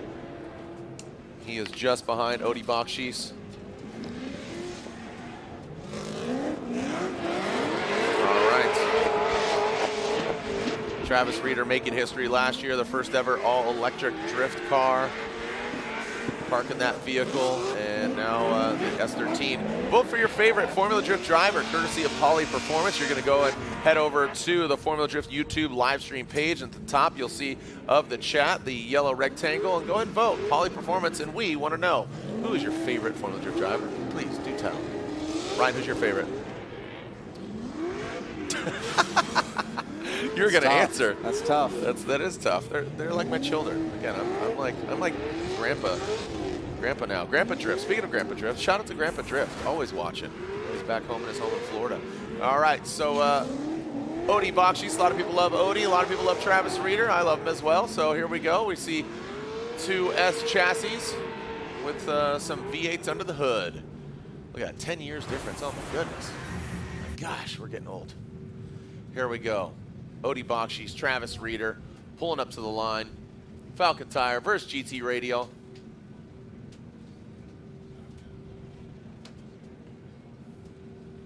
Let's see what you got. Travis Reeder, the Walmart greeter in Old Red, chasing down Odie Bakshi's. Odie Bakshi's in the hunt in that top 10. Top 10 current standings. And here we go. Odie Bakshi's, Falcon Tires, Field Suspension, S15. Odie knocking over that outside zone. Ooh, Travis Reeder center punching that inside clip. Now coming in through that power alley into that sweeper. How do they handle it? Odie Bakshi's gets all the way out there. So does Travis Reeder. Look at Reeder with that horsepower at beck and call. And he pours some on, challenging Odie Bakshi's in that chase position. Reeder was very aggressive yesterday. Yeah. It cost him in really important parts of the course, but it was showing some flair that we really like to see from drivers if they're able to pull it off. Odie Bakshi's coming back from that big wreck in Seattle. Look at that right there. Big angle from Reeder, making a mistake though, hitting inside clip 1, pull some angle out of the car. Odie looking solid on 2 and 3, using that decel zone perfectly and filling that zone. This is a great lead run from Odie here as Reeder keeps the pressure on there in outside zone 4. The aggression, we like to see it. And look at this, Jared. 245, 240 now. Oh, man, come on, buddy. And this is all for a buy run. Like Jeff Jones said, the buy runs, it's a trap. It's a trap. They came from behind. What kind of feedback did you get on your Halloween costume, Ryan, yesterday? No feedback, really. It was a deep cut. It was a deep cut. It's a new show. You know, I think you keep the facial hair. Maybe just this stash. Just that. Yeah, it'll never be of the level that you have. No? Nah, you're way more manly than I am. Oh, no. I beg to differ. I mean, I just saw all the vitamins you took. You like had 30 vitamins. You know what vitamins I take? Beer. That's my vitamin.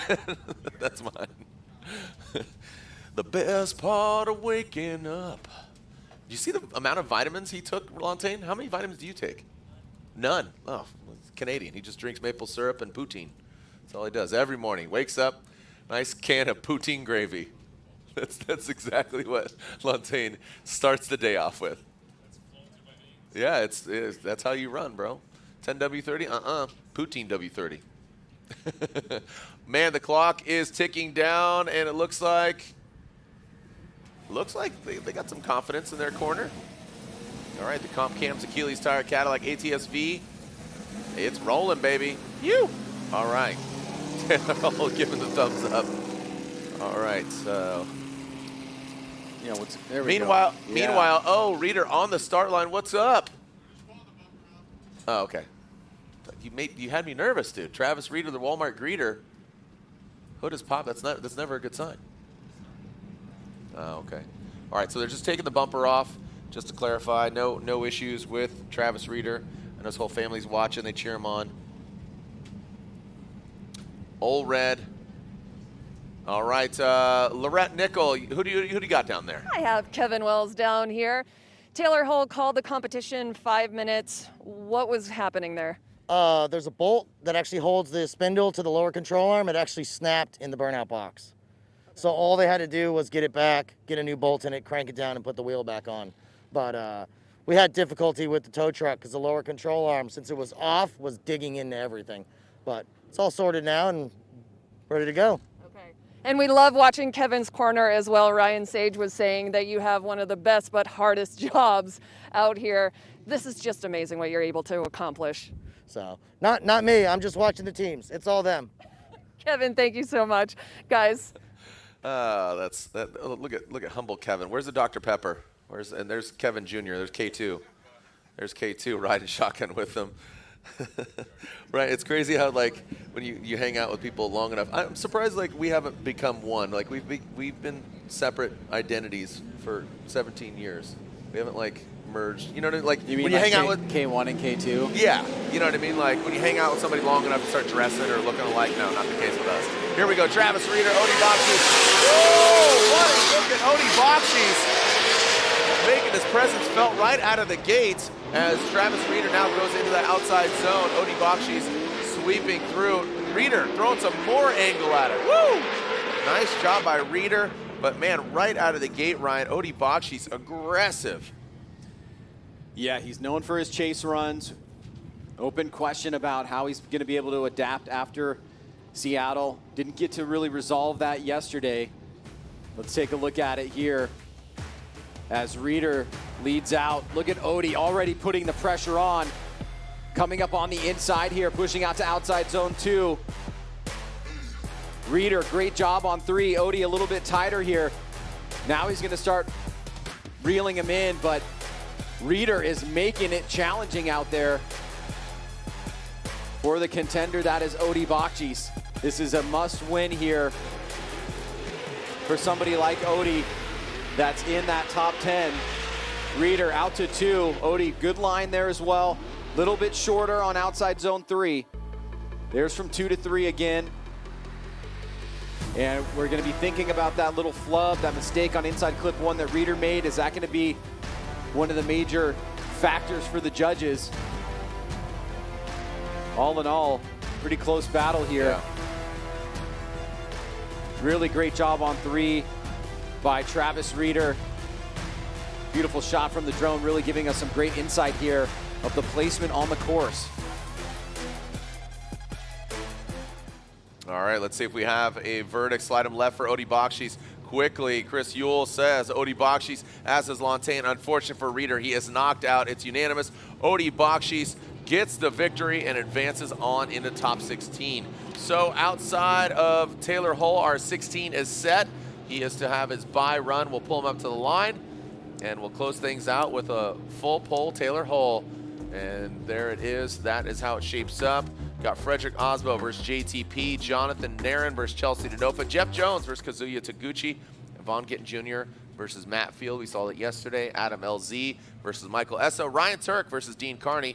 And right now, this is Taylor Hull. He got his car back up together, as we found out from Lorette and Kevin Wells. Taylor Hull versus Dio Shihara, and then finally Forsberg versus Odie Bakshis. All right, Taylor Hull and his comp cams, Achilles tires, Koenig wheels, going around. Listen to this thing purr. Here we go. Cadillac spills, Cadillac drills. All right, here we go.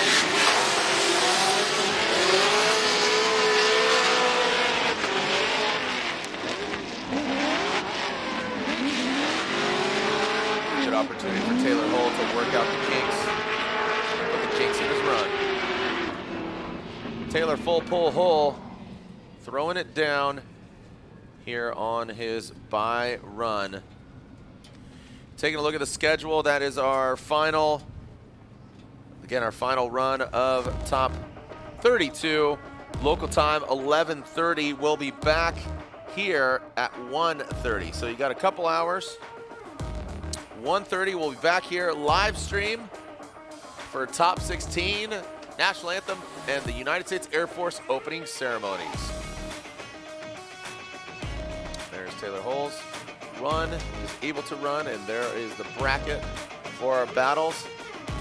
Oof. Okay, so let's take a look. Turk, Carney, he's leading the pack. Von Gittin Jr. currently second in points. He's going against Matt Field. That's not an easy task. Also, Osbo and Pollock. You got to think that Pollock is fired up. Yeah, I think Matt Field and Dean Carney have the biggest role to play here today if any of the other contenders want a chance of not letting Von Gittin Jr. and Ryan Turk running away with it. Tons of pressure on them to perform, but you got to get out of the top 16 to kind of keep getting those points necessary for a championship chase, and both of those drivers know it. So we'll be looking for those battles, and of course, Frederick Osbo, first battle up against JTP, who's got the momentum moving into the top 16. All right, let's take a look at some of the highlights here. This was early on. Chelsea Denofa dominant over Rome. And you got to think Chelsea wants to get back on the podium. He got second place in St. Louis. And Rome, not an easy pushover, not a task, but, not an easy task, as Justin Pollock, there we saw him go against Jonathan Castro.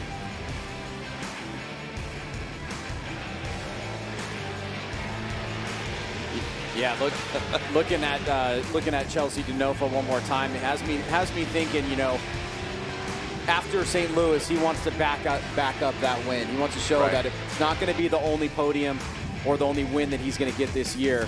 And as we look at some of the other drivers, Taguchi coming off a pretty good event so far. The win over against Ken Gucci in the 32 yesterday, big win here over Rad Dan Burkett.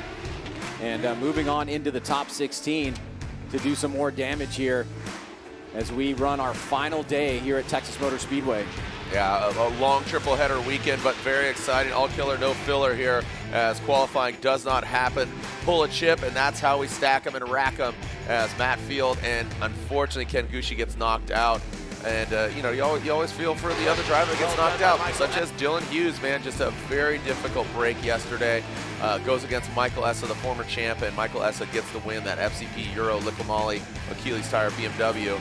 And, of course, Ryan Turk goes against Tyler Nelson, the FD rookie in that Shelby Mustang.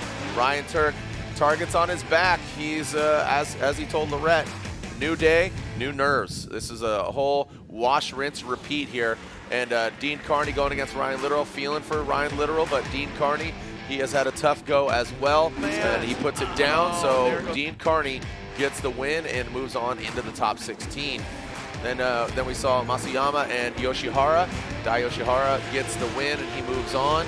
That Buy Now Japan S15, definitely a competitor, but unfortunately had a major mistake there. You saw him straighten out, causing Dai Yoshihara to straighten out as well.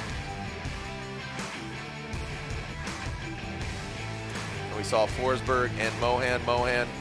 A massive mistake in the lead run, and Forsberg just running away with it. And there it is. Mohan shutting her down. The American Ethanol, Mazda Tricks, Mazda RX-8. And there's Travis Reeder, that GT Radial, Old Red, the S13, going against Odie Bakshis. Odie Bakshis. Yesterday I thought that Odie was going to be the guy to beat. He gets these mid-season kind of humps, and just it seems to rear its ugly head as there we see Texas Motor Speedway, and we are live here, but we'll be back here at 1:30 local time for round 6 of the Formula Drift Pro Championship.